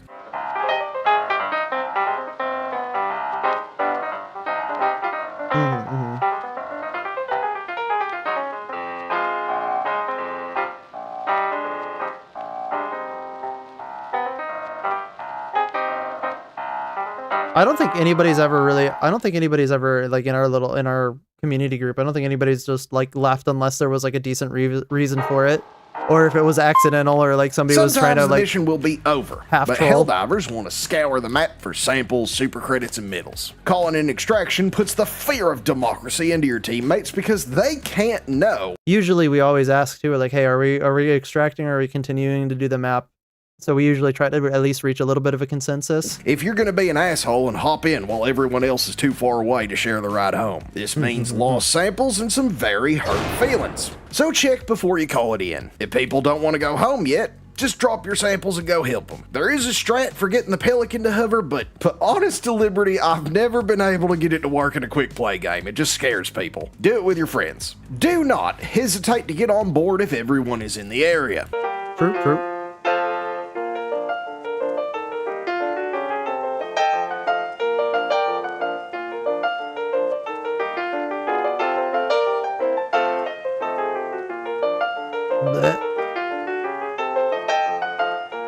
Oh, that's rough. Traffic jams at the Pelican can be very annoying, especially if you're being pressured by the enemy. Helldivers can die, samples can be lost, and you can get stuck in that weird social situation where you're both trying to get out of each other's way and failing miserably. Go ahead. No, go ahead. Go ahead. You go. No. No, you get a chance to get in that Pelican, you get in that Pelican. No, you first. And you go. I'm gonna go after you. Hit the road, Jack. No, you go. And you go. No, you go. And you go. No, you Just go. get I off like to planet have as the fast host, as you can. aka me, get on board first, because it tells my team for sure that it's okay to board the Pelican. And it is a privilege of being a commissar. But it doesn't really matter who does it, just that someone does it once all 4 Helldivers are close enough to buckle in. Don't risk your samples trying to be polite. Do not throw celebrations early, especially with random friends with the players. enemies. A Absolutely. celebration is when you throw a big explosive stratagem like 500 kg or orbital napalm right. A lot of people do this. Not gonna lie, I definitely think that this is true. If you're playing a pickup game, you probably shouldn't throw something on the Pelican at the very end. Or like I said, with randos, you probably shouldn't throw something on the very end and expect everybody to be on the same page as you leave. Don't do it. Just don't do it. However, when you're playing with friends and like a community group or something like that, it can be really, really funny if you all end up accidentally killing yourself. Before hopping onto the Pelican for the ride home. Now understand the yearning desire to have your cool Helldivers don't look at explosions I feel like you moment, probably but could. one I'd of have to these going refresh wrong my can my rob doc, your but entire team of valuable it is what it resources. is. When in doubt, just don't do it. You can do it, just don't risk your team, okay? Do ping the extraction beacon and wait for your team to respond. This simple gesture of consideration can go a long way, and will tell you what your team intends to do. If they don't respond to the team and off to go do something else, that probably means they still wanted to do something. Go help them if you want the mission to end sooner, because complaining about it. That's another thing too. Like when you're playing pickup games, what I like to do is I like to try to do like a little bit of redundant communication too, where I'll say something in mic and then I'll also type it out to somebody who's maybe or at least I'll try to type it out to somebody who I know didn't hear me on mic, or maybe I suspect who didn't hear me on mic, just to make sure like we're talking or like we're on the same page. And usually I stick to I'm doing this rather than could you do this, because if you say I'm doing this and they're able to read it, then they're able to plan around what you're doing. Whereas you're not like waiting for them to respond. You just say, hey, this is what's happening. Extraction is not going to help anybody. Do leave samples at extract. If you're passing by extraction and you have samples, just drop them off and pick them up before leaving the mission. This will prevent you from losing them all to something stupid. A lot and of for people, you fresh yeah, cadets, a lot of people don't really drop samples anymore. Like, at least I haven't seen it in action. Sometimes I'll drop samples, sometimes I won't. Just depends if I'm passing by extract. Again, like I said, I can see like the reason and the logic for wanting to do this in like games where you're not playing with your group, because I mean, it makes sense. You know, you drop them there, eventually you're going to visit, you have them at extract immediately for sure. It makes the group dynamic so that you don't have to say, I have to go get my samples. Could we wait? And then, you know, obviously you have the communication block. Pick these Makes a lot of samples sense. up until it's time to leave. We leave them there on purpose. You can collect them up in one pile so it's all in one container, but leave them on the extraction pad when you're done. The host has the final say on how the mission is conducted. If they want to full clear the map, full clear of the map. If they're just doing the primary and bolting it to extraction, well then they're boring, but you need to join them. If they're picking samples like flowers, go help them. Every Helldiver has their own priorities, and since the host has kicking power, the courteous thing to do is to follow their lead. If you don't like the way that they play, just go join a new operation when you're done with the mission. Most people will want a full clear, but not everyone does, so don't feel entitled to run every mission your way. This is a team game, so consider your teammates. Now, friendly fire is a fact of life as a Helldiver, but it can be minimized and should be if you're playing with people you don't know. Helldiver is a Helldiver, but it can be minimized. This is an awful scene right here where you see all these overseers. Oh my god, these things are a pain in the ass. And should be if you're playing with people you don't know. Helldivers are valuable resources, and we shouldn't spend them carelessly. I'm truly sorry about all those scout handshakes with Cool Ray. Oh, my bad. But there are rules to blue on blue instance, so pay attention. Do not take revenge for team kills. Children, 99% of the time, they are not on purpose. Every single thing in this game has friendly fire damage. It's not hard to misjudge an Eagle airstrike and absolutely murder your entire team. Again, I'm sure we've had a couple of instances where we've been like, oh, we're going to get each other back on that one. But that's fine. That's funny sometimes. It could be really funny if you're doing, like I said, with your group. But I can definitely see the wisdom when not doing this in a pickup game. I try my hardest not to kill my own friends. I really do. Sometimes I fail, but I usually try not to do it.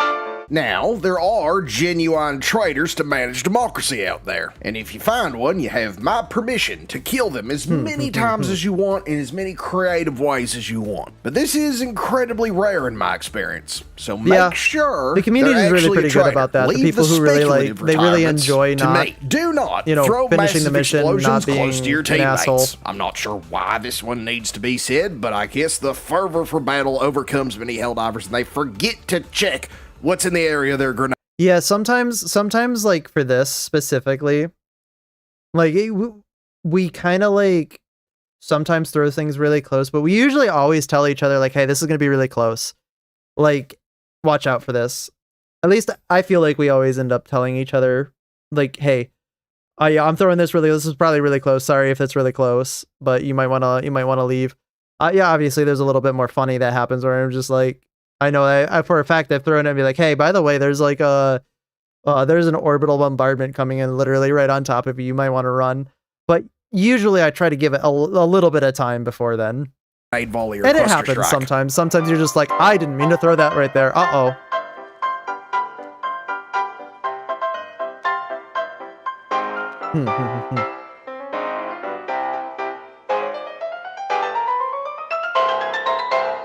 Do not throw sentries behind your teammates. True. Especially Gary.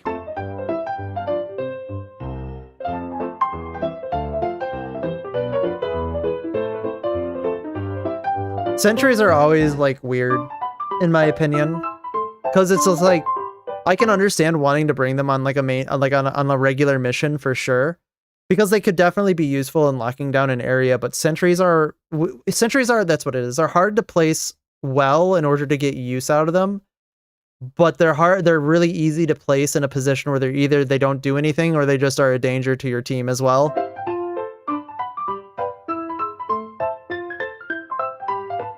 Sentries are too blinded by their love for freedom to care if you are between. It can't be funny to accidentally. You're right. It can't be funny to accidentally kill your teammates. Them and the target of their wrath. So putting them behind but your team sometimes is it does asking happen. to get the scouts reply. Part of the game. Do not rage at your teammates if they kill you. It's True. a bit of a theme here, but friendly fire is a fact of life in the Helldivers universe. There's even a stat that's tracked by the game for how many Helldivers you've personally sent to meet Lady Liberty. Accept that it's part of the game and move on. If a teammate is particularly bloodthirsty or they brought like a really inconvenient loadout, looking at you, Morty, just play in a different area. Mortars. We love the mortars. Oh no. Oh, we do not like mortars. We love mortars, but only when they're used properly. These rules don't apply when Nova plays, apparently. Listen, Nova. You and I both know that we go tit for tat sometimes. Okay, so for everybody, for context, Nova and I have played Helldivers before, like a while ago. Back when the game came out, we were like, we usually we screw around with each other like half the time. So we're just slinging stuff at each other for the giggles, for the funny.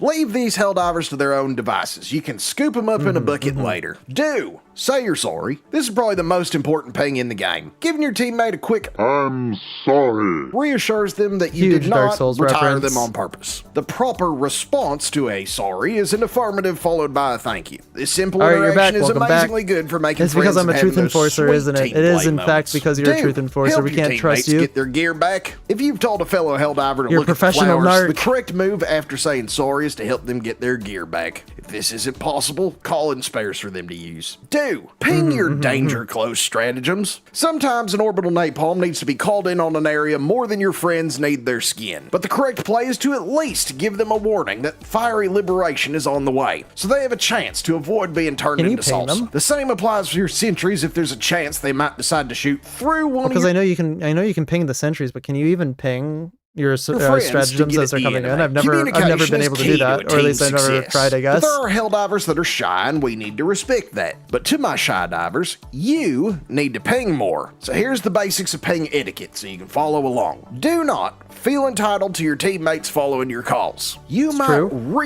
really think that clearing that specific bot outpost is the most important thing on the map right now. But if your team wants to do something else, then you have two options. Clear the bot outpost yourself, or trust that your team will get to it later and follow them instead. I did a whole video about how to manipulate your team into doing what you want without being an asshole. You just can't so play go 'cause the check it internet out. sucks, I Do know. Ping every heavy enemy that you cannot Hopefully you can immediately fix kill. that soon. This helps the team be more aware of their I'm surroundings sure you'd and have lots of coordinate their fun fire. Plus, all it playing costs with you is a our button press. playing with our Slight community. amendment to this rule: if you see a thermite on a heavy enemy, you don't need to shoot it. But if you were the one that threw the thermite, don't ping the thing, because then people will shoot it because you pinged. We definitely do a lot of doubling up on the big guys, but I think that's mostly because, chaos of battle, chaos of everything that's happening. Sometimes I do end up shooting it. I'm like, oh, I probably shouldn't have shot that, but it's more like I'm working on autopilot, trying to make sure that I'm doing all the other things that I need to do.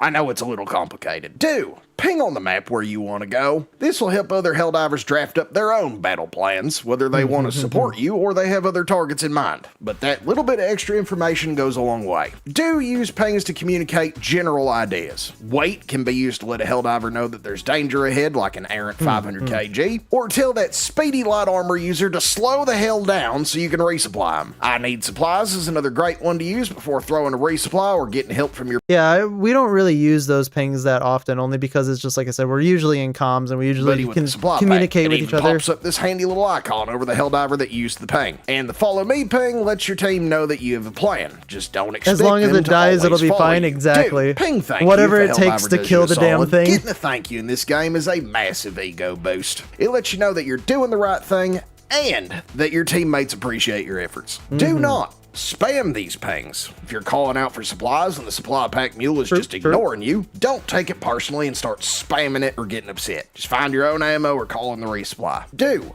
always open buddy bunkers. These have the most potential loot in the game, including a high chance for super credits. So if your teammate is pinging the map and spamming follow me, We while usually not get to moving, those when we they get a chance. probably At found least we one. try Go to. help them open it. Okay, this video's gotten a little longer than I anticipated, so let's go through a few more essentials a little faster. But if at the end y'all are craving a part 2, and there's a lot more I could talk about, I'll do it if this video gets 8,000 likes. Etiquette is important. Where are we at? Well, you're at 12K likes. All right, we're waiting for part 2. After all, and so is paying my editors. Picking your difficulty. This one's going to be a little controversial, but I want y'all to hear me out because I have reasons for what I'm about to tell you. Do not play on level 10s unless you're fully prepared to get no samples. Level 10 is where most of the hardened veterans go to hone That's their fair. skills, try out new builds, or just experience the overwhelming influx of enemies. Most people in I always try to ask what everybody wants to do when we're starting to play. I always kind of start off with a lower one early, see how people are feeling for the day. and then we move on to harder stuff. I mean, I usually end up hovering on 10. I mean, obviously, if somebody said I don't want to play a 10, then we do whatever we like. We do a lower one. I Kids wouldn't don't mind. really care about samples. I'm or sure super nobody in crits the because community they've been minds. playing the game forever and no longer really need them. Sometimes, especially if the lower leveled players are in my lobby, I will go out of my way to actually collect samples. But since I haven't needed them for 2 freaking years, Arrowhead, Thank it's you, easy for Arrowhead. me to forget they exist. Level 10 is for fun and I'm collecting getting there. We're medals. getting That's there. really it. Everything else is a bonus. Do not kidnap random low levels into Super Helldive. I know this is fun, and if it's a Again, this comes with a huge asterisk in the sense that if you're playing with your friend and you're doing it for a bit with your friend, that's fine because you're playing with your friend. But a random from like the middle of nowhere, like wherever he's coming from on a pickup game, yeah, bad form. friend of yours or you They'll just be like, I'm done, I'm with a gonna wee leave. newbie, then kidnap away. I love taking people on their first Super Hell dives, but I do this with their consent. Because if someone's Yeah. just starting out the game, they are probably nervous about performing well, and bringing them straight to a D10 means they're just going to need to be carried. Most people I know would prefer to find their feet before being chucked into the hardest difficulty in the game, especially since they barely have anything unlocked. The point being, if you want to bring a low level into Super Hell Dive, I don't really at mind, but I least do ask sometimes them switch if it's lower okay difficulties first. to Do wind not down better. invade Yeah, I a feel lower that difficulty game 100%. and kill everything yourself. This is not fun for the lower leveled Helldivers and just makes them feel like a passenger to the fun that you're having. Instead, let them take point and decide what happens. You should be collecting samples and helping them when they get stuck. Bonus points for dropping them fun gear that they can't access yet. One rule I like to that's one thing follow that a here lot of I'll people do is only they use usually my drop pistol. stuff That for way I'm not tempted to go lower kill all levels the to big use. things. If you're playing on lower levels as a higher level player, make it a point to pick up every sample you possibly can. A better equipped fleet means a more liberated galaxy. You are the veteran here, so take up that responsibility for the good of the cadets trying their That is the good thing that really kind of brings out the best in people in Helldivers, or at least it seems like it brings out the best in people in Helldivers, because I've noticed a lot of people do this like very naturally when they're joining lower leveled lobbies. Like I said, I don't usually join lobbies. I don't think I've ever joined a lobby on stream, and I don't know. Like I normally play by myself when I'm playing off stream. I mean, sometimes people join, or I'll let people join, but most of the time it's because I'm watching something in the background.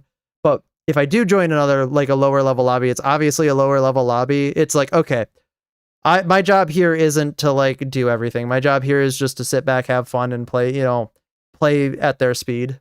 best not to shoot themselves in the foot. My final bit of etiquette for y'all is very simple. Accept the hug. The hug emote Boom. is the most powerful weapon in our arsenal. It fosters team play, cooperation, I always and end it up like, forges new didn't you put me in the friendships. Helldive on my this second game? crazy Listen, Nova, that was a crazy time. Okay, that was back when we were defending Malevelon Creek, and you had to defend the creek.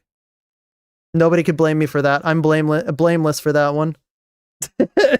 Nova's experience on Helldive, their first Helldive was the creek. Oh my god, man, that was my first experience on Helldive too. Like I joined a random lobby. I think there was like 4 people. Like obviously, yeah, it was Malevelon. Whatchamacallit? There were like, God, at least 3 people who were like sub-level 15. I think I was like level 8 or something like that. And then the guy whose lobby we joined said, "All right, boys, we're going to the creek." And you want to know what? That's where I fell in love with this game. I'm not going to lie. I try to pay more attention about picking up samples, but I always say the only one that I only pick up the ones I walk across. No, I don't blame you. Like, honestly, if you're playing with, like I said, people who aren't in the community and you don't have like a rapport with the people, you should try to pick up every one that you see. Obviously, like, and if you know that there's probably some that you can go out of the way for, I mean, go for it. Might as well. But hang on, I need to real quick. We're gonna get rid of this real quick. But for sure, if you're playing with like a group of people and they're just like, don't worry about it, it is what it is. Oh dear, I know. But that was a fun time. That was a fun time for the game. Like that was, in my opinion, that was like the time for the game. I want another Malevelon Creek arc. about blowing fascist aliens to hell. Giving or receiving a hug fosters bonds that no amount of tyranny can ever break. The hug emote is what makes Helldiver so special. It reassures every Helldiver in the fleet that we are all in this together and that we do care about each other. Such a simple act of human connection is vital to our dream of a fully democratic galaxy. God, we did a Give lot of hugs stuff when you on join a new Malevolent ship Creek or now that after I'm the thinking. operation is done, or just any time on the battlefield that you feel is appropriate, or if you just want aura farm. Are they farming the aura sweets? Like, I've Life always is been hard like as it is, a major Helldiver. order Do diver. not I've been trying to neglect do my hug. all the major But I will orders. say I understand not everyone is a hugger. If someone offers you But a I hug did and go you to have the a creek a splash of couple of tism, times it is after, like, in okay to between offer major a salute orders. as an alternative. But I would still encourage the hug. It's a Mhm, virtual mhm, hug after all. I don't even However, have if the hu- nothing I don't even else, have you the hug should unlocked, I never, don't think. ever hit someone with the scout handshake unless you're prepared to catch a bullet with your teeth. But until next time, buy my merch. It's the best in the fleet. This is Commissar Kai. Hell yeah. Signing out. Oh, Swigs, my immersion broke. Where is this? We ran that planet back so Sweet. many Oh, no, times your I can immersion? still hear My the bot immersion broke. chirping when I'm falling This asleep. barbed wire. It's not Hell hurting yeah. me. Quick, I'll help. Oh god! There, yeah, don't Thank worry. you, thank you. You preserved my immersion, Swigs. Yeah, immersion preserved. Immersion preserved. Perfect. What a great video. For sure though. I definitely can see like why some of the things that he says need to be done in pickup games. Cause like I said, if they're like pickup games or like I said, you're not playing with a group, yeah, that just is what it is. Like you're not playing with a group. You don't know these people, and it preserves like at least a little bit of cohesion so people can get stuff done. But yeah, Liz, a lot of those rules kind of go out the window when you're able to talk to each other, when you're able to play with a group, whenever you're like, you know, oh boy, here we shit, go. I didn't want to do Turns out that. the entire I'm so sorry. I pressed the button on my keyboard. But when you're like, you know, when you know people, when you know the people that you're playing with, because then the game kind of like devolves into, oh, now we're just gonna have fun, and that's fine. That's totally fine. It's whatever your group wants to play. But for sure, those are definitely good rules of thumb rather to play with when you're playing with the others that, you know, you're not familiar with. All right. So, what time is it? Okay. We are going to probably do this Endymion video right here. I'm glad that we kind of went to this one. We're going to be talking about Stop Killing Games. Apparently something happened. I don't know. This is all new news to me. So we'll see what that is. Then we'll probably go into the Sydney Watson video because we have 2 Endymion videos lined up, and I think I'm just not going to do that one. Maybe we'll do it after the Sydney Watson, but I don't want to do 2 Endymion videos in a row. Unless people are asking for it, if we're like, no, do the 2 Endymion videos. I'll be like, all right, cool. And then we'll probably call it after. We'll either call it after the second Endymion video if we do it, or we'll call it after the Sydney video. We'll see how we're feeling afterwards. All right. Let's see what happens with Stop Killing Games. Oh boy, here we go. It turns out the entire movement surrounding SKG has just hit a new milestone, and things are getting way better if you were on the side of preserving video games. But before we begin, this video is sponsored by... I'm curious if you ever played the Batman Arkham games. If not, I highly recommend them. I have actually never played the Batman Arkham games. I don't remember why I never played it. I know that they had some really bad issues when they made the port, and that really kind of set me aside from wanting to play it, because back in the time, you know, I didn't really have the best PC when the port was already bad for the game. And then there was some other problems with the other Arkham games that I recall hearing about, but I do have the first one on my list to play. So it's like, I do want to play that one at some point in time. So, you know, who knows? Maybe I will play it. But I know that I definitely have had, like I said, the first one on my list.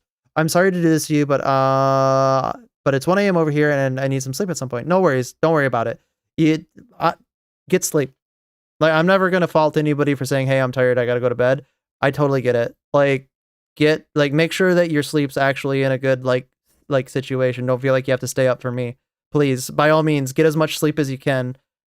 I sleep like absolute doggy poo-poo. So, like, to me, I totally get it. I understand. Go get some sleep, man. I'll have a good night. I'll see you tomorrow. Probably. Maybe. Who knows? But, yeah, have a good one. All right.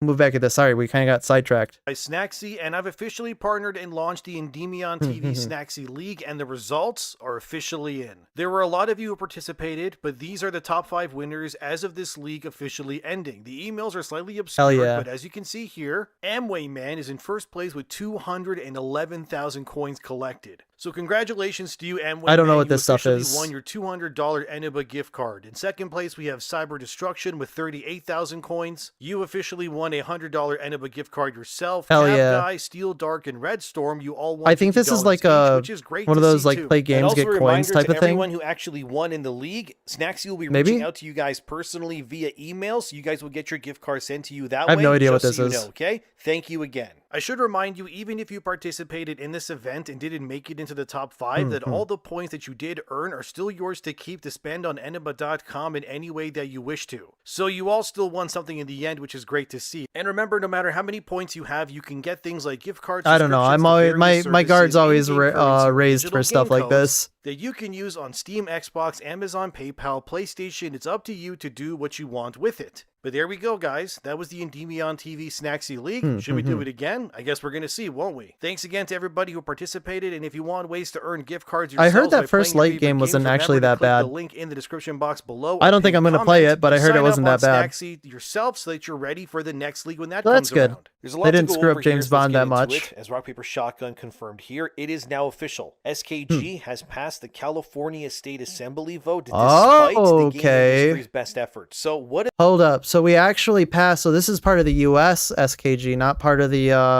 European SKG. That's actually pretty big. I'm surprised that passed so fast.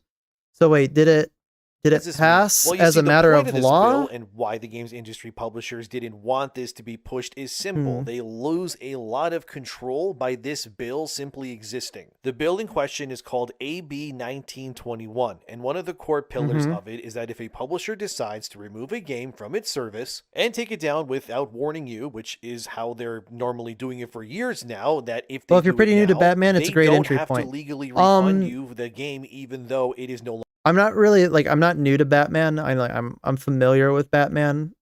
I grew up with Batman the Animated Series, the one that was from the 90s. So that one was a really good series.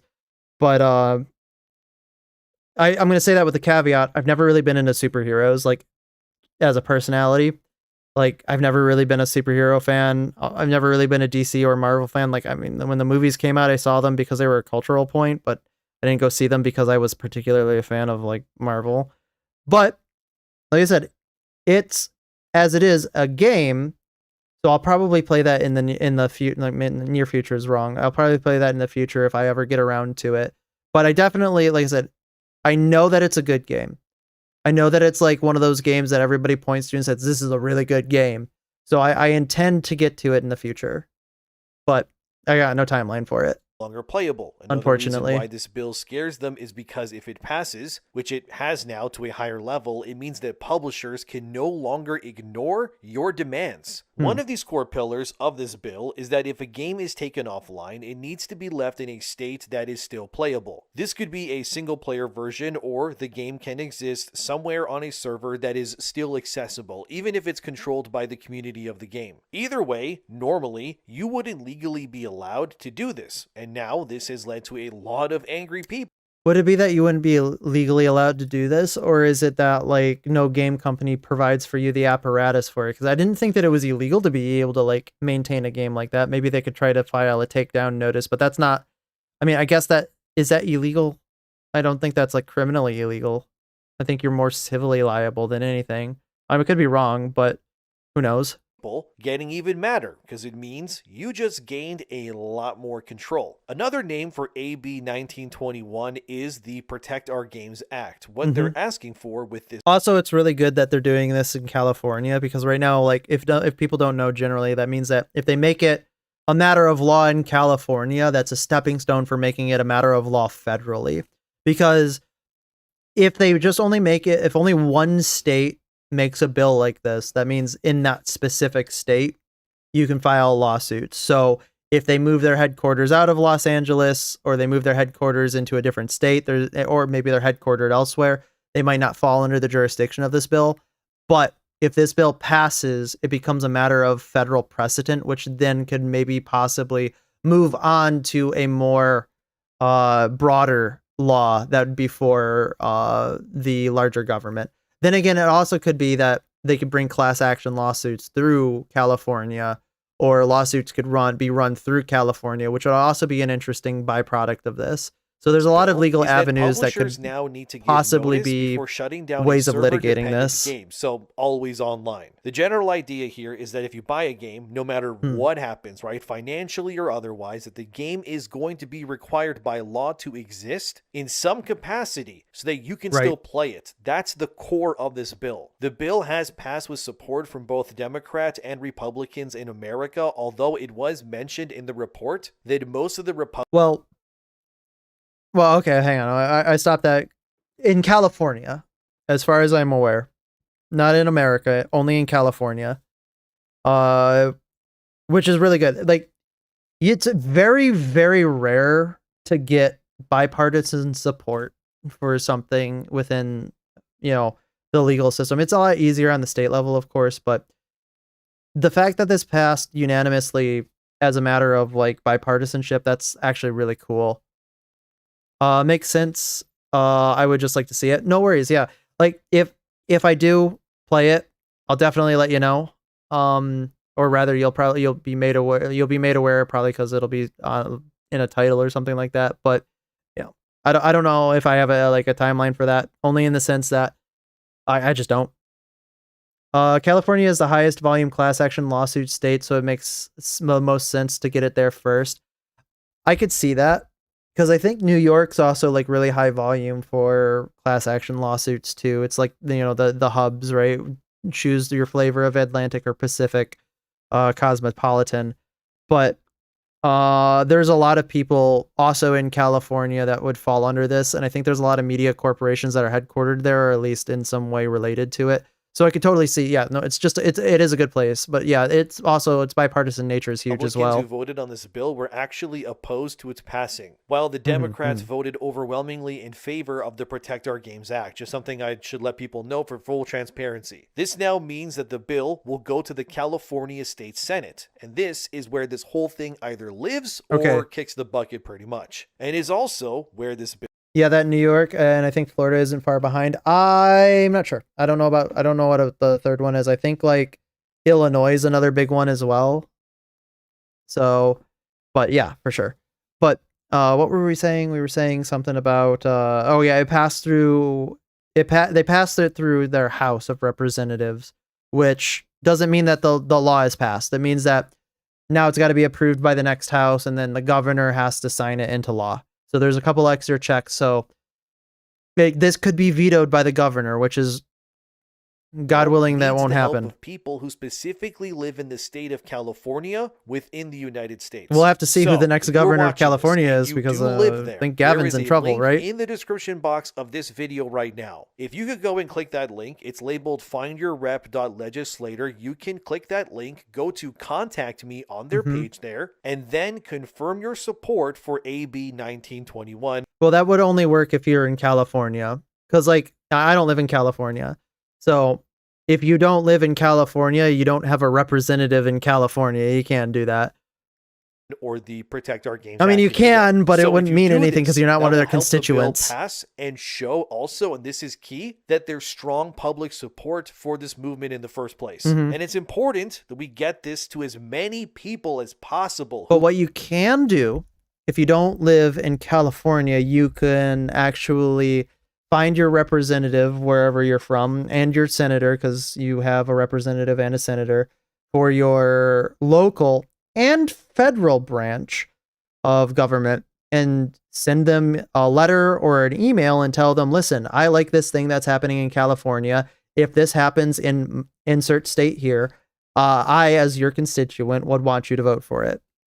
live in California. So if you can share the video or whatever you want, just get that link in as many people's hands as possible who live in California. Thank you very much too, okay? Because this is really important. Now you're probably wondering, well, what if I live outside of California, but I'm still an American citizen? That's fine. You can actually help too. So there will actually be another link in the description called icmbspobcontact.lc.ca. So if you click that link, here's the form on screen here, by the way. You're going to fill out your full legal name. You put your email address, all that stuff. Where it says select an issue, I would probably go with legislative, since this is obviously attached to a bill. You're going to head out, nothing pops up. See you on Friday. Okay, no worries. Have a good one. I hope you enjoyed today's show, and yeah, I'll see you on Friday.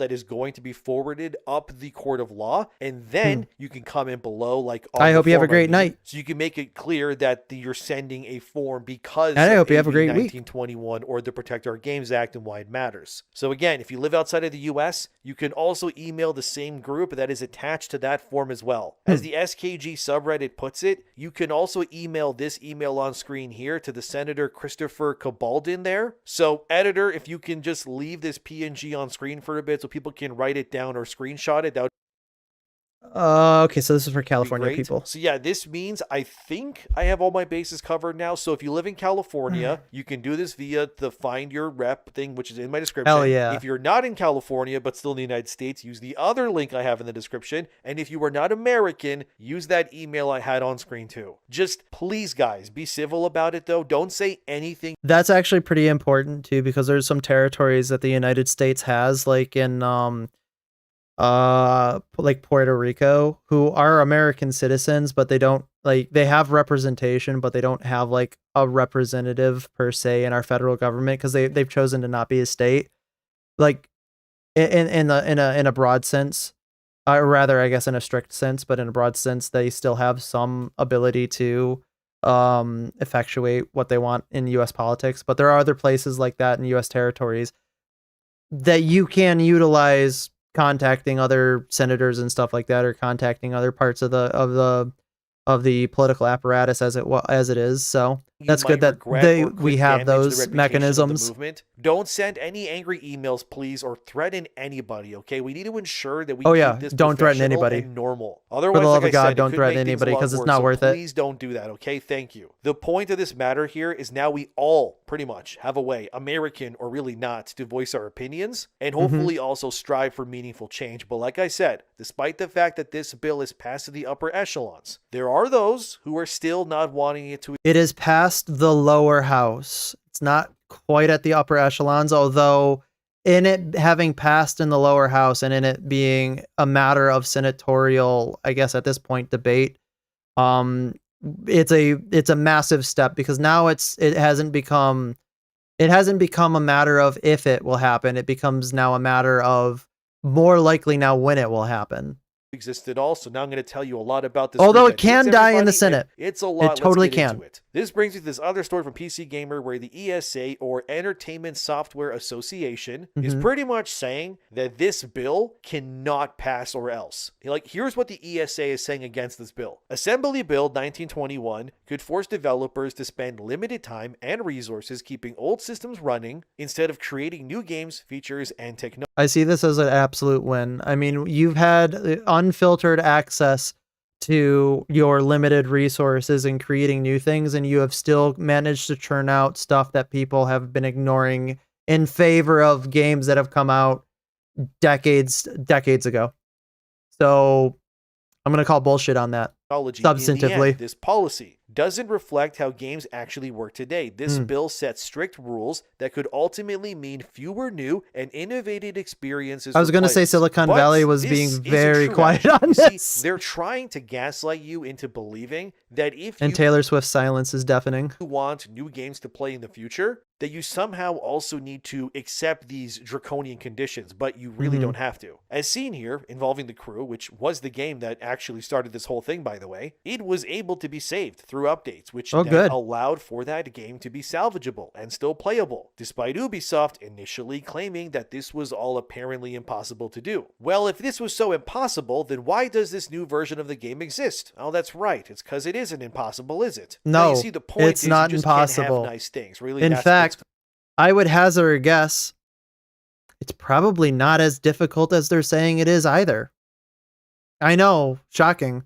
Going on here. Because if you can have nice things, well, then the guys in the suits can have their nice things. And how dare we challenge the suit guys on who can have what they want, right? One example given by PC Gamer, as seen here, in 2024, Islands of Insight, that's a puzzle game that was always online, is now not always online. You can just play it as a single-player offline game. But I thought this was impossible, right? The ESA specifically told me that this couldn't exist. Are you saying, oh my, they're lying to me? Oh, how could they? Banish well, you also the thought. have Splitgate, as you can see Silicon here, Valley, also, oh they no, got a consumer-friendly version of that game that allows practices. for players to keep enjoying the games despite official support ending as well, which again goes against the ESA's comments. Even The Crew 2, as you can see here in 2025, was given an offline mode for that game too, despite it also apparently needing access to the internet to work, which Man, it's almost like, and hear me out, they already did this when they did internal testing and internal testing builds. It's almost like builds like that 100% exist by necessity of trying, like, you can't have a game online 100% of the time when you're making new content and testing it. You can't play that on the live servers. You need to have a different type of beta branch. And you have this support infrastructure for it. Like, don't, oh my God. Honestly, this is like the very definition of don't piss on me and tell me it's raining. Like, that is like the best way of putting it. No, it doesn't. You can now play both Crew games for as long as you want to, which is both good for you and Ubisoft, because that means people can still buy the game then. So this claim that games gaining these modes would not work is just, well, it's bullshit. Cope, really. It's just not true at all. You can absolutely enjoy those absolute games for what bullshit, they are, absolute and you lie. should be able to keep playing them too. The entire point of the ESA opposing AB 1921 is pretty simple. It's because if it goes through, you will have control, which these days is the worst idea imaginable for it's almost like the suits don't know what they're talking about and they just see dollar signs flying away. SKG, You're not wrong. The rights of consumers openly who denied the ESA's claims. Again, here's what he said. I'm going to give full credit to this. Is there a reality in which they give this specific thing, like, the bill passes, they have to maintain some type of playable environment for the game that is handed over to the players, but the game still, by its nature, has been published and in some way, if you scrutinize it hard enough, is curated by the developer? And then does that open up a pathway for any type of legal action to be taken against them, even though they've already given up the game over to the community? Sure. Maybe. We can say that that's a hard maybe on that. Maybe it could happen. However, do I think it's likely? Not really. And do I think that it's a good justification to not allow people to access their games after they've already been end of service? Absolutely not. AB 1921 is narrow. It applies to paid games going forward and gives companies options. Preserve ordinary... Okay, so it is only going forward. However, please make it retroactive. I'm begging you. Use, patch the game, or refund the purchaser. The industry wants people to think this is a demand for eternal server support with endless costs and complications. It isn't. It's much simpler. If I don't think that we're going to get retroactive, though. Game, it should not be able to destroy the game's ordinary use later without notice or remedy. And it's really that simple. The ESA makes it seem like if you want to play The Crew, that Ubisoft will need to now, I don't know, pool endless resources to keep that reality going, but that isn't really the case. This is more of a one and done sort of fix. Just make the game into an offline mode or open to fan servers like Splitgate did, and, well, that's pretty much it. And boom. Problem solved. The entire point of this is that these companies really just don't want you to have options. That's really what this all comes down to. Because if you... Well, again, I think another thing that was mentioned like a while ago when we were going over this originally is that companies also use the end of service and the outdating of older games and franchises and titles and stuff like that in order to encourage you to play the next game in the series or the next game in the franchise. And not gonna lie, that's pretty shitty. And I bet you people really aren't happy with that. You have options and power. It means that they... I mean, we're kind of seeing it, so... Suits. They're supposed to have that power now, right? Isn't that how it's supposed to work or something, I guess? This really all kind of... A lot of these are mitigated by non-moderation warnings and using their EULA for actual good notifications. Like once a game enters end of life, We claim no liability for software maintenance. Sorry, I didn't mean to yawn. Yeah, but again, the EULA is not a legally binding document. The EULA is like it can be both enforced and not enforced depending on whether or not the judge who's looking at an EULA is feeling good on that day or not. It sounds like old men yelling at clouds, and we're kind of just trying to tell the old guys that, hey, the clouds can't hear you. You know that, right? Like, none of this should be really up for debate. Really, the only reason why the ESA is doing this, and I will show you later on in the video too, and trying to shut this whole operation down is pretty simple. It is, yes, money and business for them, which kind of sucks, really, because, I mean, maybe I'm wrong and stupid, but let me know. But wouldn't you just make more money if the games you already spent the money making were still available to buy in the future? I think that's probably a yes and a no, right? Like, you might make more money if everything stayed equal. So say you had a game that was made, like, we'll use, like, you've got game 1 and its sequel game 2. They're spaced 5 years apart. So game 1 comes out at like $50.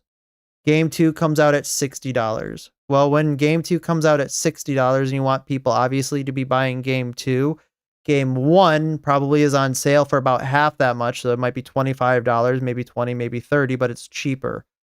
And they obviously don't want you to be playing game 1 because you're buying the cheaper game, you're buying the product that's outdated. They want you to buy game 2 because it costs more money.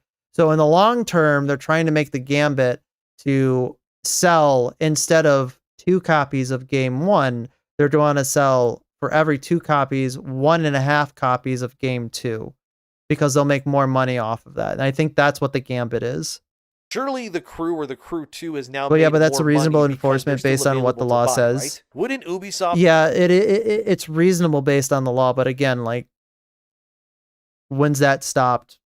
A lot of shenanigans happening in the law. Then make less if they just took it offline for good and said that's it. Like, maybe I'm dumb, probably, who we kidding? But it kind of just seems so backwards for everyone involved, not just the players. Unfortunately, why this does matter is because the ESA has actually won stuff like this in the past, which is, yeah, that's rather concerning. Let's get into that now. So you see in 2024, the Video Game History Foundation. It's good that, as the ESA apparently has been winning these things, it's good that we have like a major win here. Try to have games that weren't publicly because now we can say, no, you can't do that anymore. Due to not being in print or being just really old games or what have you, still be accessible so that people could still play and enjoy these games that were obviously otherwise impossible to play. The ESA, however, said, no, you can't do that. As PC Gamer said here, the ESA also claimed that there remains a substantial market for classic games and that allowing widespread remote access, that means you playing it on your console like digitally or whatever, to preserved games with minimal supervision would present a serious risk to an important market. They can. Okay, so they're making the argument that allowing people to be able to play the games that they've already played means that they can't then resell the same fucking game back to them. Okay, I see. Continued. In the end, Shira Perlmutter, Register of Copyrights and Director of the U.S. Copyright Office, was not swayed by the arguments in favor of games preservation, ruling that proponents of video game preservation have not satisfied their burden to demonstrate that the requested uses are or are likely to be non-infringing. As seen here in it. So we're also trying to make an argument from copyright direction? Okay. Does that devalue that doesn't devalue the copyright though, because your copyright's still on it. Honestly, I'd like to see, I would like to see legal argumentation on this because I think that could be interesting legal argumentation. By the Video Game History Foundation, they confirm that the U.S. Copyright Office, alongside the ESA, who again is now trying to take down SKG, are responsible for why over 87% of games right now are legally inaccessible through. Okay, yeah, because I remember that too because of the way that the copyright works. Okay. any practical means simply because they said no. The reasoning for this is probably, well, control, yes, but also so that if they want to just remaster games that are created into like new products, if you will, you can't they do want that. to financially benefit from that pull from this ludicrous 87% of that's a reason games. So that's also a reason why a lot of games franchises have kind of like died, or some of them have died because the rights to who owns the property might be so like muddied and who actually owns the IP. They might not be able to get a clear answer on that. They can just make further money. So does this mean that game preservation in the past was already subdued and destroyed because of money? Yes, absolutely. And are the ESA just trying to do the same thing again with SKG and this bill? Yeah, that seems to be the case, all right. And that number is real, by the way. As seen here in 2023, about 87% of all games are technically not playable right now. Yep. Like, fathom that, okay? That means that the games that you can access right now on whichever platform is... And this is a big problem. Like the fact that you, like 87% of the medium, or rather 87% of the games, obviously, yeah, those, a lot of them are old, but they're not playable anymore because the infrastructure or the ability to play them has just like been taken away from you. And the only way to access them is through piracy is like ridiculous to me. That's like saying that like you're not like 87% of DVDs aren't able to be played anymore on your DVD player because they just say you can't do it. It's like, that's, oh, come on, man. Like, I have the DVD player. Let me play the fucking thing. That 13% of games that have ever existed. Isn't that crazy? As the Foundation said here, there has never been a period in games history where more than 20% of all games are playable at the same time, due to the very laws and regulations that are currently trying to destroy everything. Jesus. Again. Like, fathom that. Never once, ever. Like, that's serious. How's that okay? I mean, it really isn't. All of this because these groups just want control. That's really all it is. So when you ask the question, do you actually own it? In the eyes of the suits that are trying to tear this all down like they once did, they think you never owned anything to begin with, which is very scary and concerning for obvious reasons. Well, and that's, again, that's an export to all the other industries too. To SKG and this bill, it is a very uncomfortable situation because all of this, every other industry is watching this with a keen eye to see how much they can how much they can take advantage of you, while at the same time as minimally complying to this as possible. Is just because of a push for ownership rights. That's all it really is. We're not asking to tear the entire system down, right? We're just asking them to respect us. And yet that's apparently too much to ask for these days, and it's kind of gross, man. The fact that the more we ask to be treated like people with rights, the more aggressively these types seem determined to resist that. That alone should tell you everything that you need to know. As the Video Games Foundation says here, the video game industry's main lobbying group has successfully argued to the US Copyright Office that the industry already does enough to preserve its own history commercially, and that additional protections for preservation institutions would hurt their bottom line. Of course. It's all about business. Nothing about whether you should have access as a right, because you shouldn't. I mean, according to them, it's frankly disgusting, but that's how they see it. And the fact that the Games Foundation needs to travel now physically somewhere to play these games for historical upkeep or whichever other reason, when we both know they could just easily make these games available to play via the World Wide Web and then some, is I definitely think that that's probably like the worst part about it is just like you have so many ways in which to access this stuff that just make it so much easier for preservation purposes, of course, that it is ridiculous that they are putting, well, I mean, it obviously makes sense why they're putting up so much fight, but it is ridiculous that like we've been told to eat the shit so long, and we've been allowing them to shovel it into our mouths. Crazy to like, do. Come on, guys. All of this is being stifled on purpose simply because they want it to be that way, not because they can't fix it. They can, they just don't want to. So to see the ESA, which again successfully destroyed the rights of that Game Foundation already, to know that they're now setting their sights on SKG or Stop Destroying Games, that is very worrying. As they state here, the ESA has claimed both in 2015 and 2021 that they and the rest of the industry have already done enough when it comes to game preservation, and that any further acts on this are not necessary. Yeah, you've already done enough. Okay. and I'm a billionaire. I mean, if we're just telling lies. Again, This is them confirming, right? I might that as well only manifest my 13% of truth with games that have one. the right to exist at any given time, and that they should be the only ones that legally have the right to shut down any and all games they want to with a flick of a button, even if you bought it. So you see why this matters so much? Because this is egregious. Ooh, we got okay? some The representation for Sons of a Solar Empire. ESA has also claimed if SKG or this bill were to fully pass the way that it's going, which it is likely so far, then it would also open players to what they call unsafe community content. And they would also Imagine. open game developers and publishers to rise It's almost like it doesn't matter because you're not curating the content anymore. costs that they aren't ready for, which, let's just say it how it is, that is cope. Knowing what we know now about the ESA, these people will spin any story they can if it means that they get what they want. We know this. I just showed you. In unsafe community content, I mean, that's kind of a stretch, right? They're just trying to use some child baiting whataboutism to fix this issue that they think needs fixing. It's also rich that it's totally okay to expose kids to, say, harmful practices via loot boxes and that sort of stuff, which the ESA apparently has no problem with. But their ability to play games and enjoy them and not have them torn It's because it makes money. Like, it makes a lot of money. ownership, well, now Why you're would you just take the that money away embodiment of from them? evil, aren't you? Yeah, the entire thing kind of stinks, right? But it's glorious that unlike the Video Game Association, that what SKG is pushing is something I really don't think, so far anyways, hopefully, that the ESA can even stop if they wanted to. Because this really is a battle of morals, and believing that you have the right to stop players from accessing what they paid for, I mean, it's just wrong. It's a violation of rights. The ESA believes, right? I don't even that know you if should they not even believe view games that. as art, or even products that you should have Again, I think they just believe in whatever makes them the most money. access to. Instead, these They're games literally are for just sale. temporary services at best. It's a very different philosophy. And it is beautiful to see these two things colliding headlong the way that they are. I'm going to be real. Because the debate is important, because it's not really about technical challenges, but really the precedent. Because if we win this, which we are, by the way, right now at least, it will force these publishers and these groups. We are in the position that it has momentum. We have not won it yet. It has not been, like, it is still in adjudication, and there is still a large uphill battle to go. We cannot rest on our laurels. We're not walking it in. This is not a home run.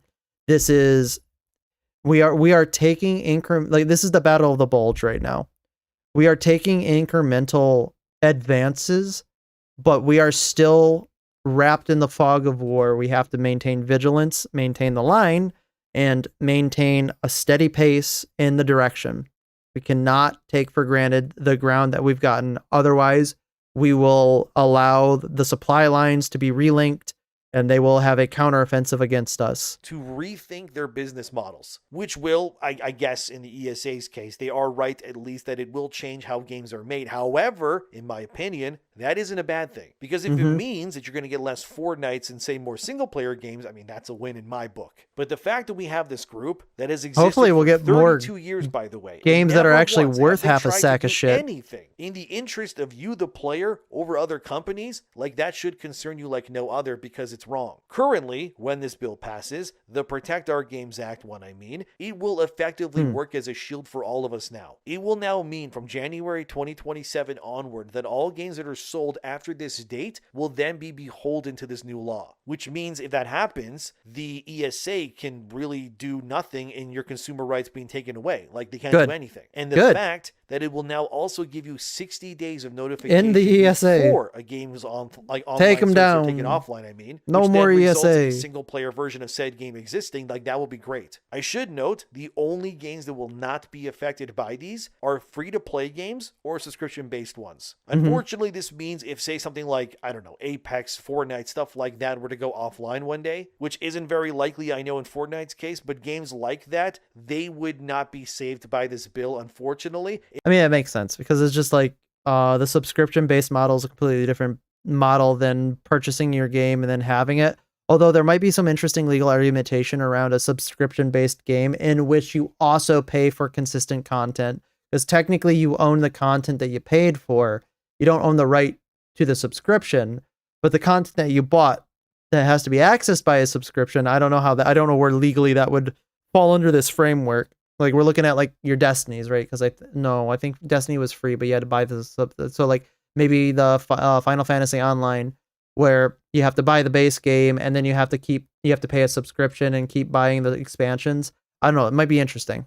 If it But that's was an hour or Japanese, so it not. might be. And that also goes to subscription. It's a different games too, like your World of Warcraft. legal system. Although, again, I don't see that game going offline anytime soon either. But this does mean that any single player game will now be safe in the future, which that is great to see. 'Cause that's a lot of games, right? That's a lot. I guess Here World of are some Warcraft the is the rules same as thing seen though. here on Most screen interesting part of involving it this bill, is which if will, it's yes, sold that give you far in more access and power than the the gibberish.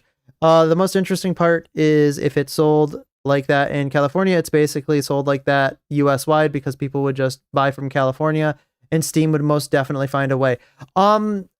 That's why I say that it's probably going to set, like I said, a legal precedent for the federal law in the sense that if everybody's doing it through California, the federal government then might as well just make an adjudication and make it federal law.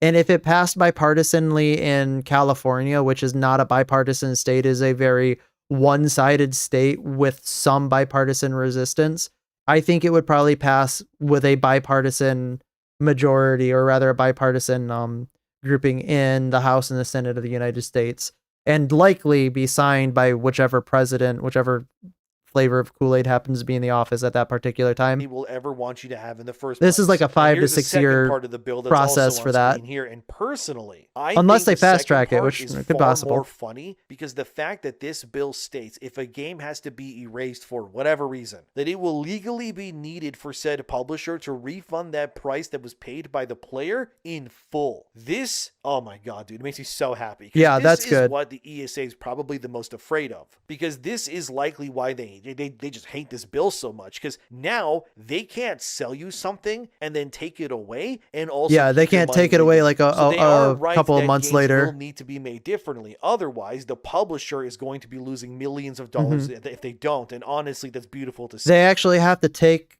good bets on games instead of just kind of making the shotgun approach to gaming or game development, where they're just going to be like, all right, we got like 6 different games, and if one of them succeeds, great, and the rest of them can fail. No, now they actually have to make sure that the game in the chamber that they got's a success, or at least have more successes than they have failures, because they might have to issue you a refund if they just decide to stop servicing it. But look at how the ESA responds to their Interesting. official statement. Let me read it for you. The Entertainment Software Association, which helps represent the interest of major game publishers, that's a red flag, publicly told the Big red California flag. Assembly last month that the bill, the Protect Our Games Act, misrepresents how modern game distribution actually works. Consumers receive Oh a no, they have to treat it license like to a good access again? and use a Sorry, game, no. not an unrestricted Yeah, ownership imagine interest how in that the works. underlying work. The eventual shutdown of outdated or obsolete games is a natural feature of modern software, the group added.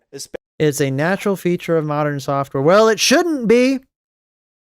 Especially Just when leave that one software floating in the requires air. online infrastructure maintenance. Like you saw that, right? A natural feature. That's how they put it. Right. That's how they're going to go with this. No, you see, us being able to revoke your access and keep your money, that's a Man, natural all I can feature. tell them is, Like, man, that's what fuck they're- you. That's insane. How, like, this is so important, dude. These people are so greedy. go fuck and honestly, yourself, the word ESA. greedy doesn't even seem adequate here. Like, we need a word that goes beyond greedy to explain what's going on here. But look, if you ask me, the excuses here are starting to fall apart. There's no reason to oppose this other than because you're like a supervillain, pretty much. And a path to functionality is a good thing. But the fact that the ESA is constantly redirecting this story to the worst case scenarios that they're making up is why this is so annoying. Because everything they told us is impossible or too expensive or complicated, yet somehow you have the modders and the preservationists and the dedicated communities out here that are repeatedly accomplishing things that major corporations are claiming just can't be done, yet they have. Isn't it funny how like a team of like 10 people, maybe less than 10 people, can do something that a team of 500 plus people can't do?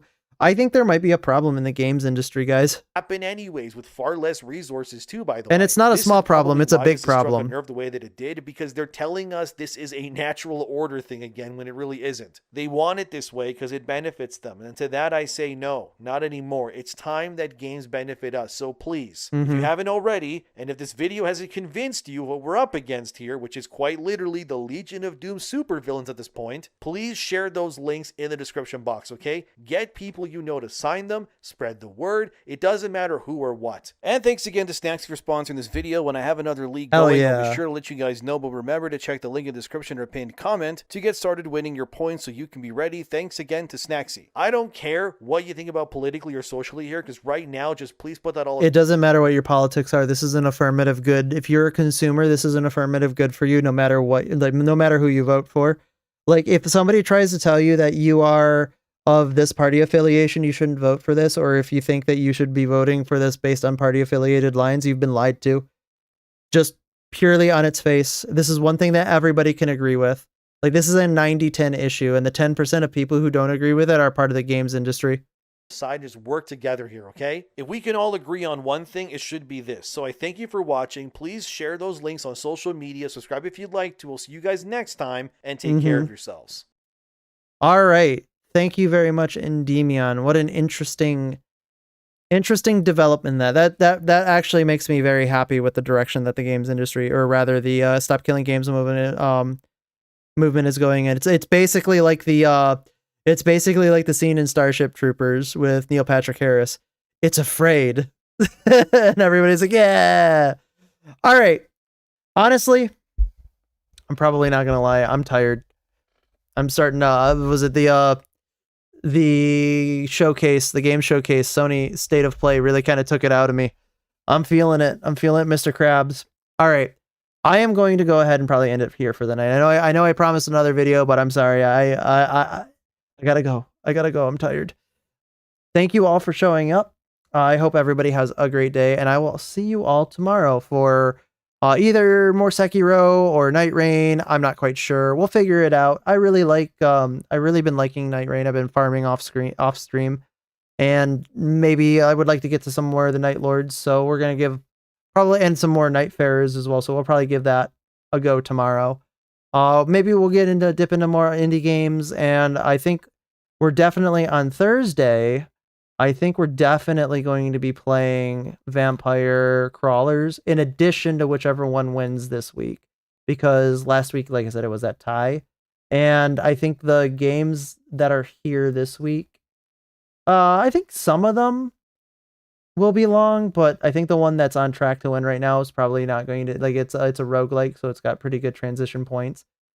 Anyway, now I'm just rambling. All right, everybody. I hope everybody has a great night. I hope you all get some good sleep, and I hope to see you tomorrow. Have a good one, everybody. Bye-bye.